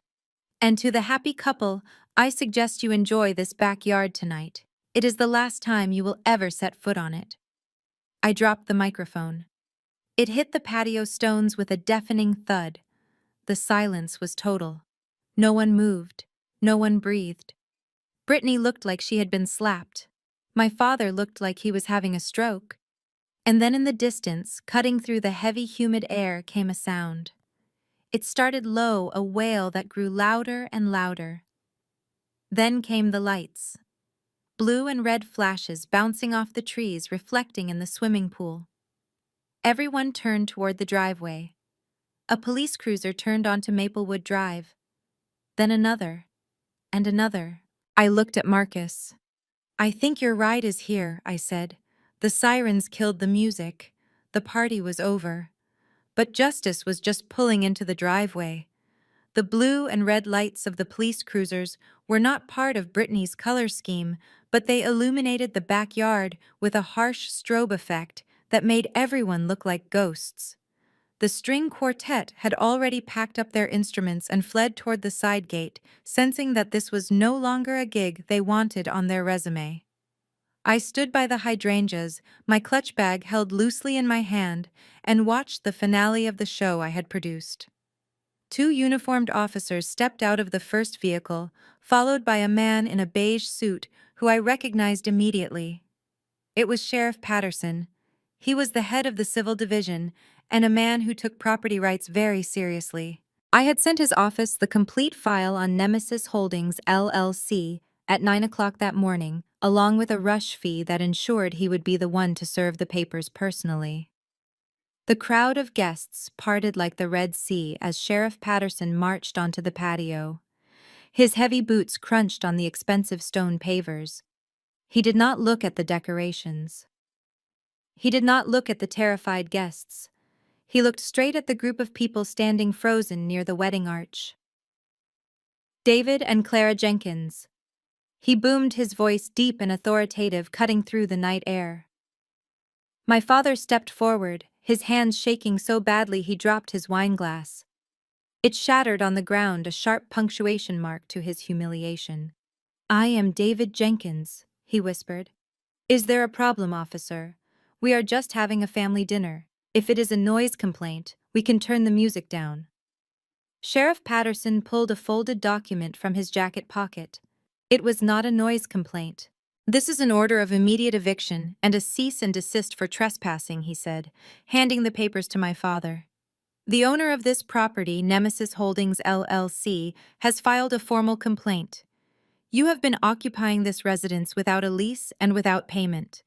You were given verbal notice to vacate. You are now being ordered to leave the premises immediately." My mother let out a strangled cry. "This is a mistake. We own this house. My son bought it for us. Tell him, Marcus. Tell him this is our home." The sheriff turned his gaze to Marcus. My brother was standing behind Brittany, trying to make himself as small as possible. He looked like a child who had been caught with his hand in the cookie jar. Only, the cookie jar was a federal bank vault. "Are you Marcus James Jenkins?" the sheriff asked. Marcus nodded slowly, his face the color of ash. "Yes." Sheriff Patterson did not hand Marcus a piece of paper. Instead, he reached for his belt and unclipped a pair of steel handcuffs. The metallic click was the loudest sound in the world. "Marcus James Jenkins, you are under arrest," he said, stepping forward. Marcus stumbled back, knocking into the wedding cake table. "Arrest? For what? I did not do anything. You are being charged with aggravated identity theft, wire fraud, and credit card fraud in excess of $25,000, the sheriff reciting the charges with practiced boredom. "We have a warrant for your arrest based on evidence provided by the Fraud Division of American Express and the sworn affidavit of the victim, Sophia Jenkins." The gasp from the crowd was audible. It started as a low murmur and rose to a crescendo of shock. My mother threw herself between the sheriff and Marcus. "No. You cannot take him. He is getting married in 2 days. This is a misunderstanding. Sophia, tell them. Tell them you gave him permission." She spun around, scanning the darkness for me. Her eyes were wild. She looked like a cornered animal. "Sophia, please. Sophia, tell him it was a loan. Tell him you said it was okay." I stepped out of the shadows. I walked past table 19, past the terrified caterers, and stood next to the sheriff. I looked at my mother. I looked at the tears streaming down her face, the mascara running in black streaks that ruined her perfect hostess makeup. "I cannot lie to the police, Mom," I said, my voice calm and devoid of pity. "That would be obstruction of justice. And I think we have enough crimes being committed here tonight." I turned to the sheriff. "That is him, officer. That is the man who used my social security number to pay for this party." Sheriff Patterson nodded. He grabbed Marcus's wrist and spun him around. Marcus did not fight. He was too stunned. He let his hands be pulled behind his back. The handcuffs ratcheted shut. 1 click, 2 clicks. The sound seemed to snap Brittany's parents out of their trance. Patricia Miller, the woman who was so proud of her future son-in-law, let out a scream that sounded more like a shriek of rage than horror. "A criminal!" she yelled, pointing a manicured finger at Marcus. "You are arresting him! He is a criminal!" Robert Miller stepped forward, his face red with fury. He looked at my father, who was still holding the eviction notice. "You told us he was an investor," Robert shouted. "You told us he was a tech genius. You let us plan a wedding at the Biltmore with stolen money." My father tried to speak, but no words came out. He just stood there holding the paper that said he was homeless, watching his son get put into the back of a police car. Patricia grabbed Brittany's arm. Her grip was tight, aggressive. "We are leaving," she hissed, "right now." Brittany looked at Marcus, who was being led away. She looked at the house, which was no longer hers. She looked at me standing there in my gray dress, looking like the owner of the world. "But my dress," Brittany whimpered. "The wedding is on Sunday." "There is no wedding," Patricia snapped, dragging her daughter toward the driveway. "There is no house, there is no money, and there is no groom. He is going to prison, Brittany. Do you want to be a prison wife? Do you want to give birth to a felon's baby? Move your feet." Brittany looked back one last time. She looked at Marcus being shoved into the back seat of the cruiser. She saw him looking at her, pleading with his eyes for help. And then I saw the moment the love died. It did not fade slowly. It was extinguished instantly like a candle in a hurricane. Brittany hardened her face.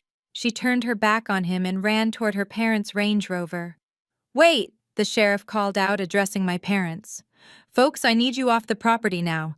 My officers will supervise you while you grab essential items, medicine and a change of clothes only. Everything else stays until the civil asset forfeiture team clears the house." My mother collapsed onto the patio stones, wailing. "Where will we go? We have nowhere to go." I watched as the Miller's Range Rover peeled out of the driveway, tires screeching, leaving black marks on the pavement. They did not look back.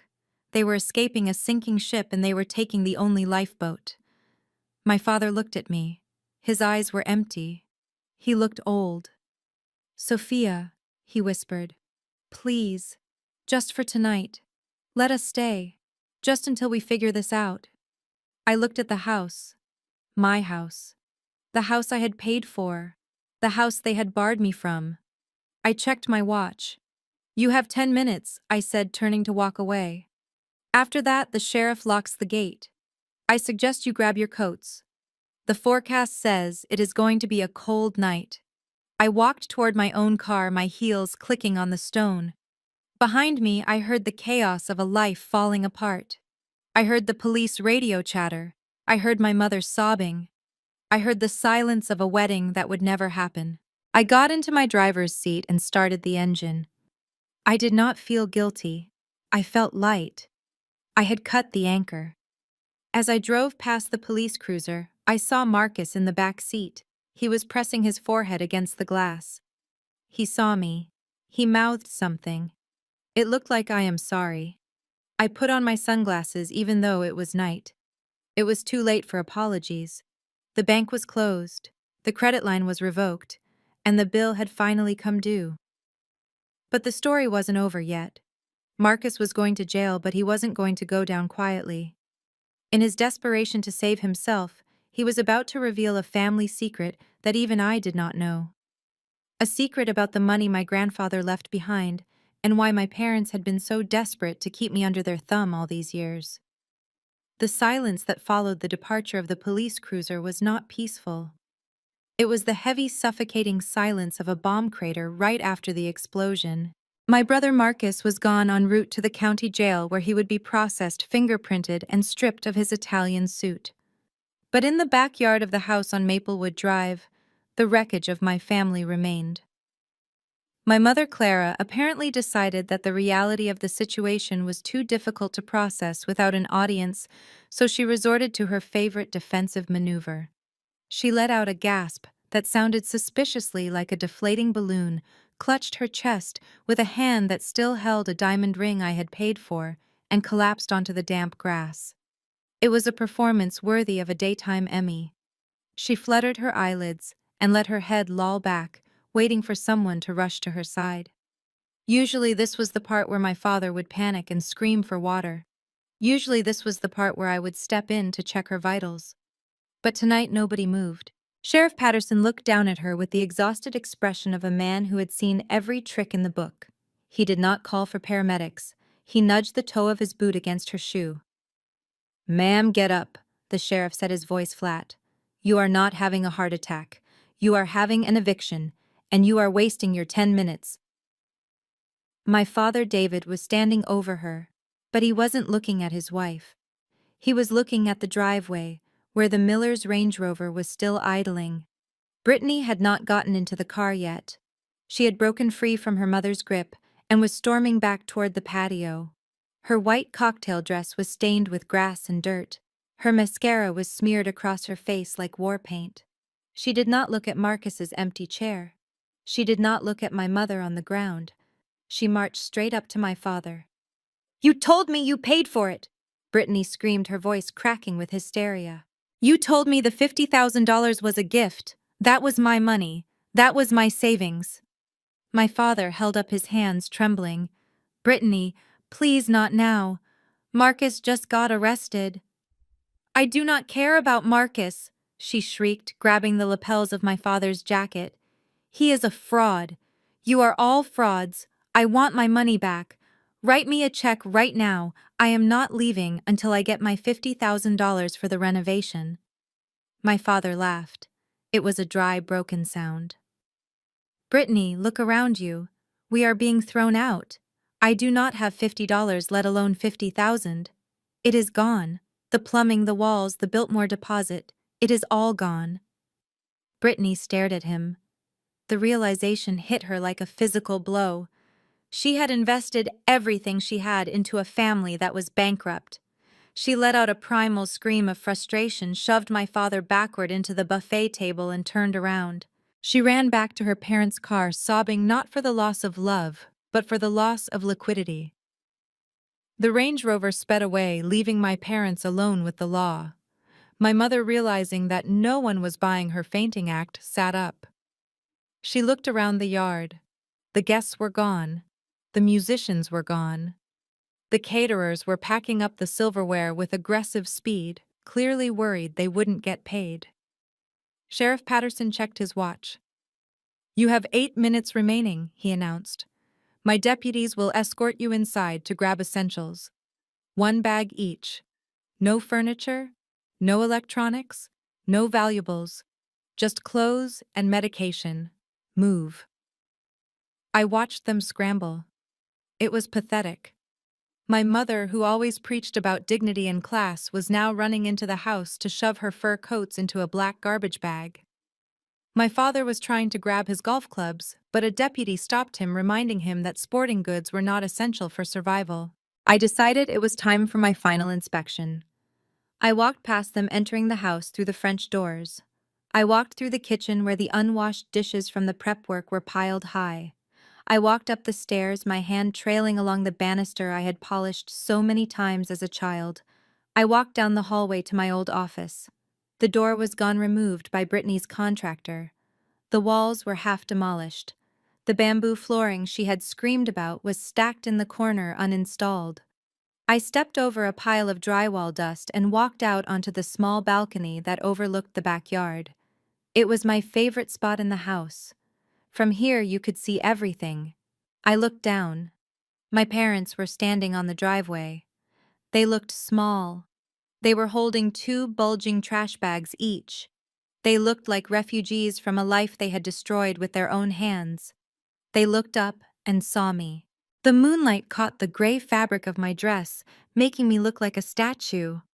"Sophia," my mother cried out, dropping her bag. "Sophia, please, open the door. Tell them to stop. We have nowhere to go." It is late. It is cold. My father looked up too, his eyes pleading. "We are your parents, Sophia. You cannot do this. We made a mistake. We are sorry. Just let us stay for 1 night. We can fix this in the morning." I leaned against the railing. I held a glass of wine I had poured from the kitchen on my way up. I took a slow sip. "Fix it?" I asked, my voice carrying clearly in the night air. "How do you plan to fix a felony, Dad? How do you plan to fix years of using me?" "We will pay you back," my mother sobbed. "We promise." I laughed. It was a genuine laugh. "You have nothing to pay me with. You spent it all on appearances.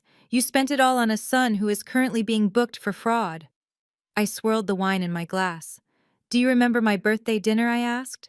They went silent. "Do you remember the text you sent me?" I continued. "You said I wasn't your priority right now. You said you had to take Brittany to the spa because she broke a nail. Sophia, that was just stress," my mother pleaded. "We didn't mean it." "I think you did," I said. "You meant every word." And I listened. I finally listened to you. I stopped trying to buy your love. I stopped trying to be the good daughter. I adjusted my priorities. I took another sip of wine. And right now, my priority is securing my property. I pulled a small remote control from my pocket. It was the master control for the electronic gate at the end of the driveway. I had installed it 3 years ago for their security. "Please," my father whispered. "No. Goodbye, Mom. Goodbye, Dad," I said. I pressed the button. The heavy iron gates at the end of the driveway began to swing shut. My parents turned and ran toward them, dragging their garbage bags across the asphalt, but they were too far away. The deputies who had been waiting by their cruisers stepped aside to let them pass, then blocked the entrance once they were on the street. My parents stood on the public sidewalk. The gate clicked shut with a final metallic sound that echoed like a prison door. They were locked out. I stood on the balcony and watched. I watched my mother pound her fists against the iron bars. I watched my father sit down on the curb and put his head in his hands. Behind them, the neighbors were starting to come out onto their porches. The same neighbors my mother had tried so hard to impress for 30 years. They were watching the Jenkins family hit rock bottom. I turned around and walked back into the house. I set my wine glass down on the mantelpiece. The house was quiet. The toxic energy was gone. The parasites had been removed. I walked to the front door and keyed in the new security code. I locked the deadbolt. I was alone in a house that was half destroyed, surrounded by the wreckage of a wedding that never happened. But for the first time in my life, the air in the house felt clean. I pulled out my phone. I had one more call to make. Marcus was in jail. My parents were on the street. Brittany was gone. But there was still the matter of the family secret. The secret Marcus had hinted at before he was dragged away. The secret about my grandfather's will. I dialed the number of the family attorney, a man who had been retired for years, but who I knew held the original copies of every document my grandfather had ever signed. It was time to find out what else they had stolen from me. Because if I knew my family, the bottom of this rabbit hole wasn't just dirty, it was deep. And I was going to dig until I hit the truth, no matter who else had to get buried in the process. The Fulton County Superior Court smells of floor wax and stale coffee. It is a smell I usually associate with victory because in my line of work, the courtroom is where I expose fraud and reclaim stolen assets. But today the smell was different. It smelled of a family rotting from the inside out. I sat in the front row of the gallery directly behind the prosecutor. I was wearing a black suit, sharp and tailored, the kind of armor a woman wears when she is about to watch her own bloodline be severed by the gavel of justice. My lawyer, Harrison, sat next to me, scrolling through his iPad with the bored detachment of a man who charges $600 an hour. Across the aisle, my parents sat huddled together on a wooden bench. In just 48 hours, they had aged 10 years. My mother, Clara, was not wearing her usual Sunday best. She was wearing a wrinkled tracksuit, likely pulled from the one garbage bag she was allowed to take from the house. My father, David, looked like a ghost, his eyes hollow and red-rimmed, staring fixedly at the door where prisoners entered. When the bailiff announced the arrival of the defendant, my mother let out a small, broken whimper. Marcus walked in. He was not wearing the Italian suit he had stolen my identity to buy. He was wearing a bright orange county jumpsuit that hung loosely on his frame. His hands were cuffed to his waist. He looked at the floor, refusing to meet anyone's gaze. The arrogance, the golden child energy, the belief that he was destined for greatness had all been stripped away, leaving only a terrified 28-year-old man who had gambled his life on a lie and lost. Before the judge entered, my father stood up and shuffled across the aisle. He stopped in front of me. He did not look angry anymore. He looked defeated. "Sophia," he whispered, his voice trembling. "Please, it is not too late. You can tell the prosecutor you made a mistake. You can tell them it was a misunderstanding. If he gets a felony record, his life is over. He will never get a job in finance. He will never be able to rent an apartment." I looked at my father. I looked at the man who had stood by while my books were thrown in the hallway. The man who had demanded I pay for a renovation I did not want. His life was over the moment he decided to steal from me, Dad, I said, keeping my voice low so the bailiff would not intervene. "I did not put him in that jumpsuit. He put himself there." "But he is your brother," my mother hissed, leaning over the bench. "Doesn't that mean anything to you?" "It means I know exactly who he is," I replied. "And I know exactly who taught him that it was okay to take things that do not belong to him." All rise. The Honorable Judge Reynolds took the bench. She was a stern woman with reading glasses perched on the end of her nose and zero tolerance for nonsense. She looked at the file in front of her, then looked down at Marcus. Mr. Jenkins, you are charged with 1 count of aggravated identity theft and 1 count of wire fraud. How do you plead? Marcus's public defender stood up. Your Honor, my client pleads guilty. However, we would like to offer a statement in mitigation during sentencing. We believe there are extenuating circumstances regarding the family dynamic that led to this unfortunate event. I watched the lawyer weave a tale of confusion. He spoke about a miscommunication between siblings. He suggested that Marcus believed he had implied permission to use the funds because I had supported the family in the past. He tried to paint me as an absent sister who had cut off support without warning, forcing a desperate brother to make a bad choice to save his parents' dignity. It was a good story. It almost sounded plausible. Then the prosecutor stood up. Your Honor, the state rejects the notion of a misunderstanding. We have evidence that this was a calculated conspiracy to defraud the victim, Sophia Jenkins. And we would like to submit into evidence a voicemail recovered from the defendant's phone sent by his mother, Clara Jenkins, on the day of the crime. My mother gasped. Her hand flew to her mouth. She had forgotten. In her arrogance, she had forgotten that digital footprints are eternal. The prosecutor pressed a button on his laptop. The audio echoed through the silent courtroom. It was my mother's voice, clear and sharp. Marcus, just do it. She owes us this wedding. Use the old tax return in the file cabinet. She has so much money she will never even notice. Just get the deposit paid before Brittany leaves you. We will figure out how to hide it later. The recording ended. The silence in the room was heavy. The judge looked at my mother, who was now shrinking into her seat, trying to make herself invisible. Then the judge looked at Marcus. Mr. Jenkins, the judge said, her voice dripping with disdain. This was not a misunderstanding. This was theft, pure and simple. You stole from the only person in your family who was actually working to support you. You bit the hand that fed you, and now you are asking for mercy because you are hungry. Marcus began to sob.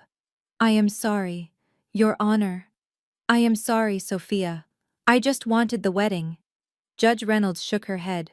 I am sentencing you to 3 years of probation. You will perform 500 hours of community service. And you will pay restitution to the victim in the amount of $30,000 plus legal fees. Furthermore, because of the nature of this crime involving financial fraud, you are hereby barred from holding any position involving the handling of money or sensitive financial data for the duration of your sentence. The gavel banged. It sounded like a gunshot. Barred from finance. That was the real death sentence. Marcus had a degree in business, but with a fraud conviction on his record, he would be lucky to get a job stocking shelves at a grocery store. His career, his reputation, his future as a CEO, it was all gone. My parents watched in horror as the bailiff led Marcus away to process his release paperwork. He would be going home with a criminal record that would follow him forever. But the day was not over. As we walked out of the courtroom, my parents tried to approach me again. My mother was crying hysterically now, muttering about how I had destroyed the family. But before they could reach me, a man in a cheap suit stepped in front of them. He was holding a stack of papers. David and Clara Jenkins, he asked.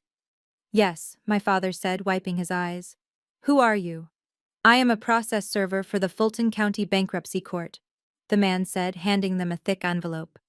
Your creditors have filed an involuntary petition for liquidation. Since you have defaulted on your credit cards, your car leases, and the personal loans you took out against your future inheritance, the banks are moving to seize your remaining assets. My father looked in the papers. His hands shook so hard he dropped them. Assets, he whispered. We do not have any assets. We lost the house. We lost the retirement fund. The process server shrugged. Then they will garnish your wages.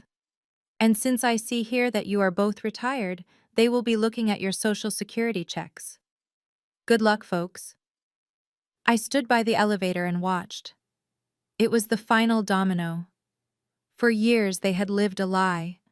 They lived in a house they did not own, driving cars they could not afford, throwing parties with money they did not have. And I was the glue that held that illusion together. I was the one who paid the mortgage. I was the one who paid the credit card bills. I was the one who kept the wolves at the door. When they told me I wasn't a priority, they didn't just hurt my feelings. They fired their financial manager. I stepped into the elevator. The doors began to close. My parents were standing in the hallway holding the bankruptcy papers, looking small and old and terrified. They looked at me, and for the first time I saw them clearly. They weren't monsters.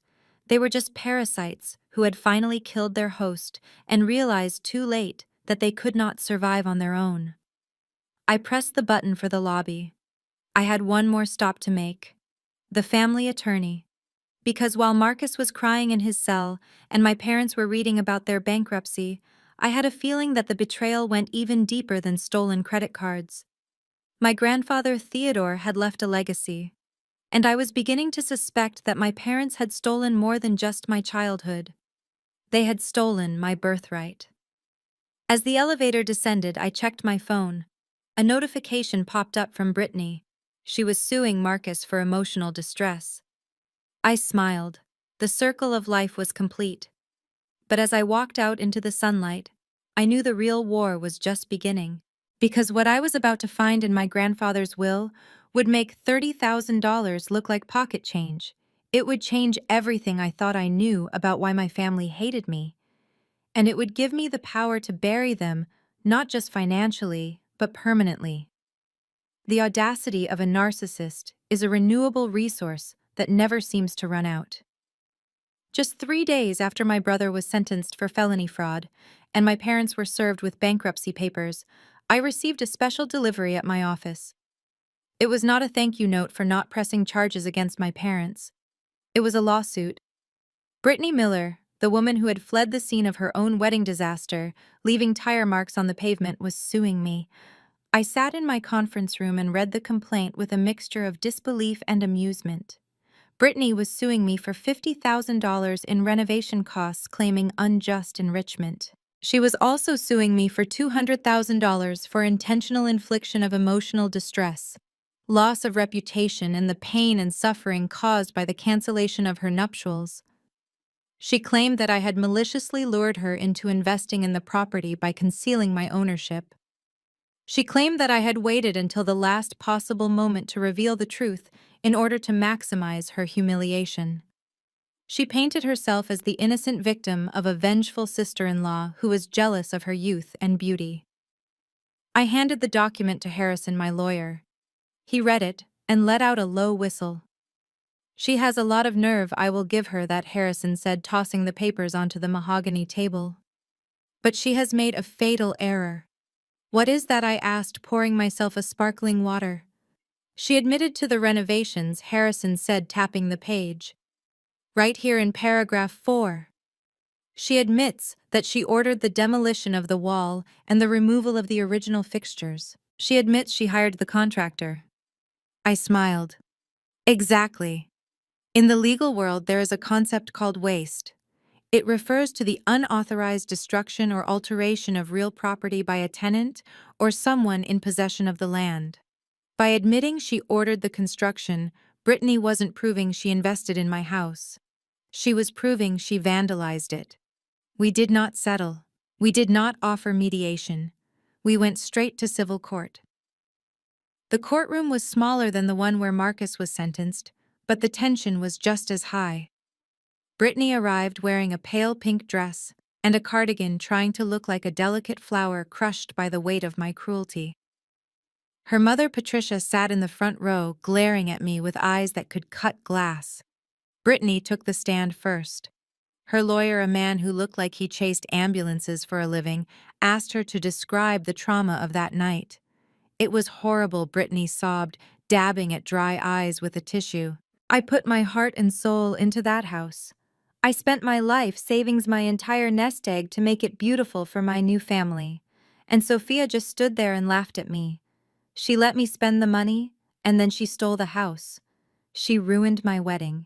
She ruined my life." The judge, a pragmatic man named Judge Henderson, looked bored. He had seen 1,000 property disputes, and he did not seem impressed by her tears. When it was Harrison's turn to cross-examine, he did not ask about her feelings. He asked about the paperwork. Ms. Miller, Harrison asked, standing up and buttoning his jacket. Did you at any point sign a contract with Nemesis Holdings LLC authorizing these renovations? Brittany blinked. No. I thought David and Clara owned the house. Did you check the deed? Harrison pressed. Did you pull the title report before investing $50,000 into a property you did not own? No, Brittany snapped. Who does that? It was family. Harrison nodded. And are you aware that the contractor you hired caused catastrophic damage to the plumbing system, resulting in a sewage leak that required $20,000 in emergency repairs? Brittany shifted in her seat. That was an accident. Old pipes. Harrison pulled out a photo. It was the photo I had taken on the morning of the demolition. It showed the workers ripping out the insulation with reckless abandon. This does not look like an accident, Harrison said. This looks like negligence. This looks like unauthorized destruction of property. You tore down a load-bearing wall without a permit. You flooded the basement. You left the house in a state of disrepair that significantly lowered its market value. He turned to the judge. Your Honor, the defendant counter-sues for the cost of restoring the property to its original condition. We estimate the damages to be $75,000, including the plumbing repair, the mold remediation, and the reconstruction of the office wall. Brittany's face went pale. The math was happening in her head. She was suing for $50,000. I was countersuing for $75,000. If she lost, she would be in the hole for an amount she definitely did not have. Judge Henderson cleared his throat. I have heard enough. The plaintiff's claim for unjust enrichment is dismissed. You cannot claim enrichment when you conduct unauthorized work that damages the structure of a home you do not own. Ignorance of the title is not a defense. As for the emotional distress claim, the court finds that Ms. Jenkins was within her legal rights to evict squatters from her property. Exercising one's property rights is not outrageous conduct. Brittany let out a gasp. But my money! The judge continued, ignoring her. Regarding the countersuit, the court finds in favor of the defendant, Ms. Jenkins. Ms. Miller, you admitted under oath to ordering the demolition. You are liable for the damages. You are ordered to pay $75,000 to Nemesis Holdings LLC plus legal fees. The gavel banged. Brittany sat there stunned. She looked at her mother. Patricia looked away, refusing to make eye contact. The Millers were wealthy, but they were liquid poor. They lived on credit and appearances just like my parents.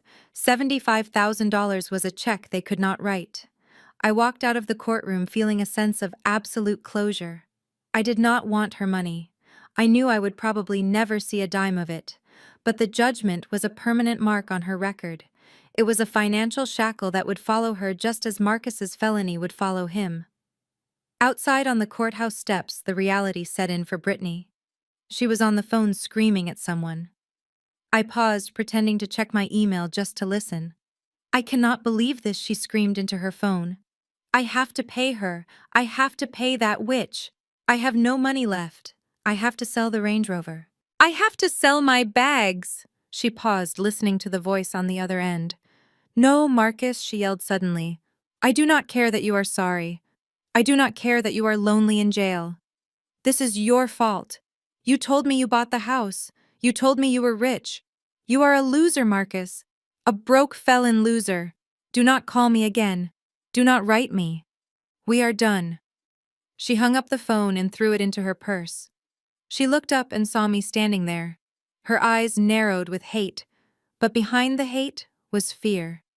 She knew now what my family had learned too late. I was not someone to be trifled with. I walked past her toward my car. Nice dress, Brittany, I said without stopping. It looks very affordable. She did not say a word.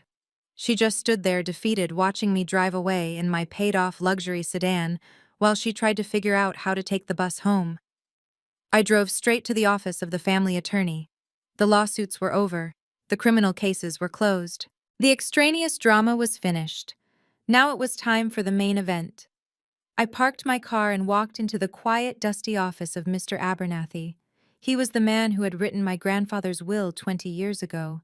He was the keeper of the secrets. I sat down in the leather chair opposite his desk. Mr. Abernathy, I said, getting straight to the point. I want to see the original trust documents.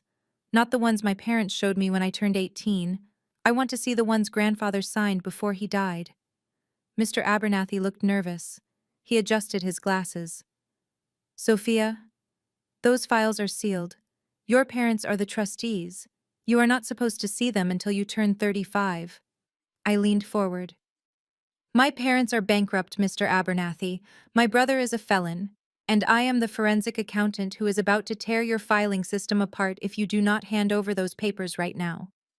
He hesitated for a moment, then sighed. He opened his drawer and pulled out a key. He walked to the safe in the corner of the room. He pulled out a thick leather binder. It smelled of old paper and betrayal. He handed it to me. I opened it. I read the first page, and then I read the second. My hands began to shake not from fear, but from rage. It wasn't just a house. It wasn't just a college fund. My grandfather hadn't just left me a warehouse. He had left me an empire. And for the last 10 years, my parents had been stealing millions of dollars that legally belonged to me. The $30,000 Marcus stole. That was nothing. That was a rounding error compared to what I was looking at now. I closed the binder. I am going to need a bigger lawsuit, I whispered. I picked up the phone and called Harrison. Do not go home yet, I said. We are going to need the FBI for this one. Because this wasn't just a civil dispute anymore. This was massive generational embezzlement. And I was about to send my parents to a place where they wouldn't have to worry about paying a mortgage ever again. The ink on the closing documents was still wet when the wire transfer hit my account. $1,200,000. I stared at the receipt on the polished mahogany conference table of the title company. It was a beautiful number. It was a number that represented justice. The real estate agent, a perky woman named Brenda, who had no idea about the toxic history of the property, beamed at me. You were so smart to do those renovations right before listing, she gushed, handing me a bottle of celebratory champagne. That open concept office and the bamboo flooring really drove up the bidding war. We got $50,000 over asking price just because of the modern finishes. I smiled. It was a genuine smile this time. Thank you, Brenda, I said, taking the bottle. I cannot take all the credit. I had a very motivated tenant who wanted to leave her mark on the property. I did not tell her that the tenant was currently living in her parents' basement minus a Range Rover and a fiancé. I did not tell her that the renovations were paid for by a lawsuit judgment I had won against that tenant. In the end, Brittany had been right about one thing. She had added value to the house. She just didn't realize she was adding it to my bank account. I walked out of the title company and into the bright Atlanta afternoon. The air felt different. It was lighter. The humidity that usually clings to the city felt manageable today. I got into my car and drove toward Midtown. I was not going back to my old condo. I had sold that too. I was heading to my new address. The Sovereign. The tallest residential building in the city. The penthouse was on the 45th floor. When I opened the door, I was greeted by a wall of glass that framed the entire city skyline. From here, the cars looked like toys, and the people were invisible specks. It was quiet. It was pristine.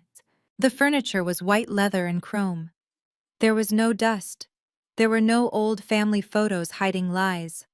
There was only the future. I walked to the kitchen island and set down the champagne. I did not open it yet. Instead, I opened a bottle of vintage Cabernet Sauvignon, the same wine I had ordered on my birthday night. The night everything changed. I poured a glass and walked out onto the balcony. The wind whipped my hair, but I did not mind. I looked down at the sprawling suburbs in the distance. Somewhere out there in the maze of strip malls and budget motels, my parents were starting their new life. A life of bankruptcy hearings and bus schedules. I felt a strange sensation in my chest. It wasn't guilt. It wasn't sadness. It was the absence of weight. For 32 years, I had carried them. I had carried their expectations, their debts, their emotional baggage. I had been their retirement plan, their emergency fund, and their punching bag. And now I was just Sophia. My phone buzzed on the railing. I looked down. It was a text message from an unknown number. I usually ignore unknown numbers, but something told me to look. The preview popped up on the screen. Sophia, it is Dad. We are using a prepaid phone. We are at the Motel 6 off the interstate. The heat is broken in the room and your mother is coughing. It is so cold. We have no money for food. Please. We are your parents. You made your point. Can you just send us $50? Just for a heater and some soup? Please. I stared at the words. We are your parents. They used that phrase like a magic spell. They thought biology was a lifetime contract that obligated me to endure abuse. They thought that because they gave me life, I owed them my life in return. I thought about the night of the rehearsal dinner. I thought about my mother stepping over me to comfort Brittany. I thought about my father writing a check for $50,000 to a contractor while telling me he couldn't pay me back. I thought about the text message that started it all. You are not our priority right now. I took a sip of the wine. It was rich and complex with notes of dark cherry and oak. It tasted like victory. I did not feel anger anymore. Anger requires energy. Anger implies that you still care enough to be upset. I felt nothing but a cool, professional detachment. They were a bad investment that had been liquidated. They were a liability that had been written off. I swiped left on the message. Delete conversation. Confirm. The message vanished. The number was blocked. I looked back out at the city. The sun was setting, casting a golden glow over the skyscrapers. The lights of the city were starting to flicker on, one by one, creating a sea of stars below me. I raised my glass to the horizon. To priorities, I whispered to the empty, beautiful silence. I took a long, slow drink. My priority was no longer fixing broken people. My priority was no longer buying love that should have been free. My priority was standing on this balcony, breathing this air, and knowing that everything I owned, every single dollar, every single square foot of this penthouse belonged to me. I had adjusted my priorities, and for the first time in my life, I was at the top of the list. I turned around and walked back inside, closing the glass door behind me. The sound of the wind cut off, instantly replaced by the hum of the high-end climate control system. I sat down on the white sofa and picked up my tablet. I had a meeting tomorrow with the FBI regarding the trust fund embezzlement. But that was business. And business could wait until morning. Tonight, I was going to enjoy the silence. The screen fades to black. The hardest lesson I had to learn was that shared DNA is not a binding contract for endless forgiveness. For years, I measured my worth by how much I could give, thinking my financial support would eventually buy their love. But when they told me I wasn't a priority, they inadvertently set me free. I realized that setting boundaries isn't an act of betrayal. It's an act of self-preservation. You cannot build a healthy future on a foundation of disrespect. Sometimes the most loving thing you can do for yourself is to walk away and adjust your own priorities. If this story resonated with you, please hit the like button and subscribe to join our community of survivors. Share this video with someone who needs to hear that it is okay to choose yourself over toxic family members. You are not alone.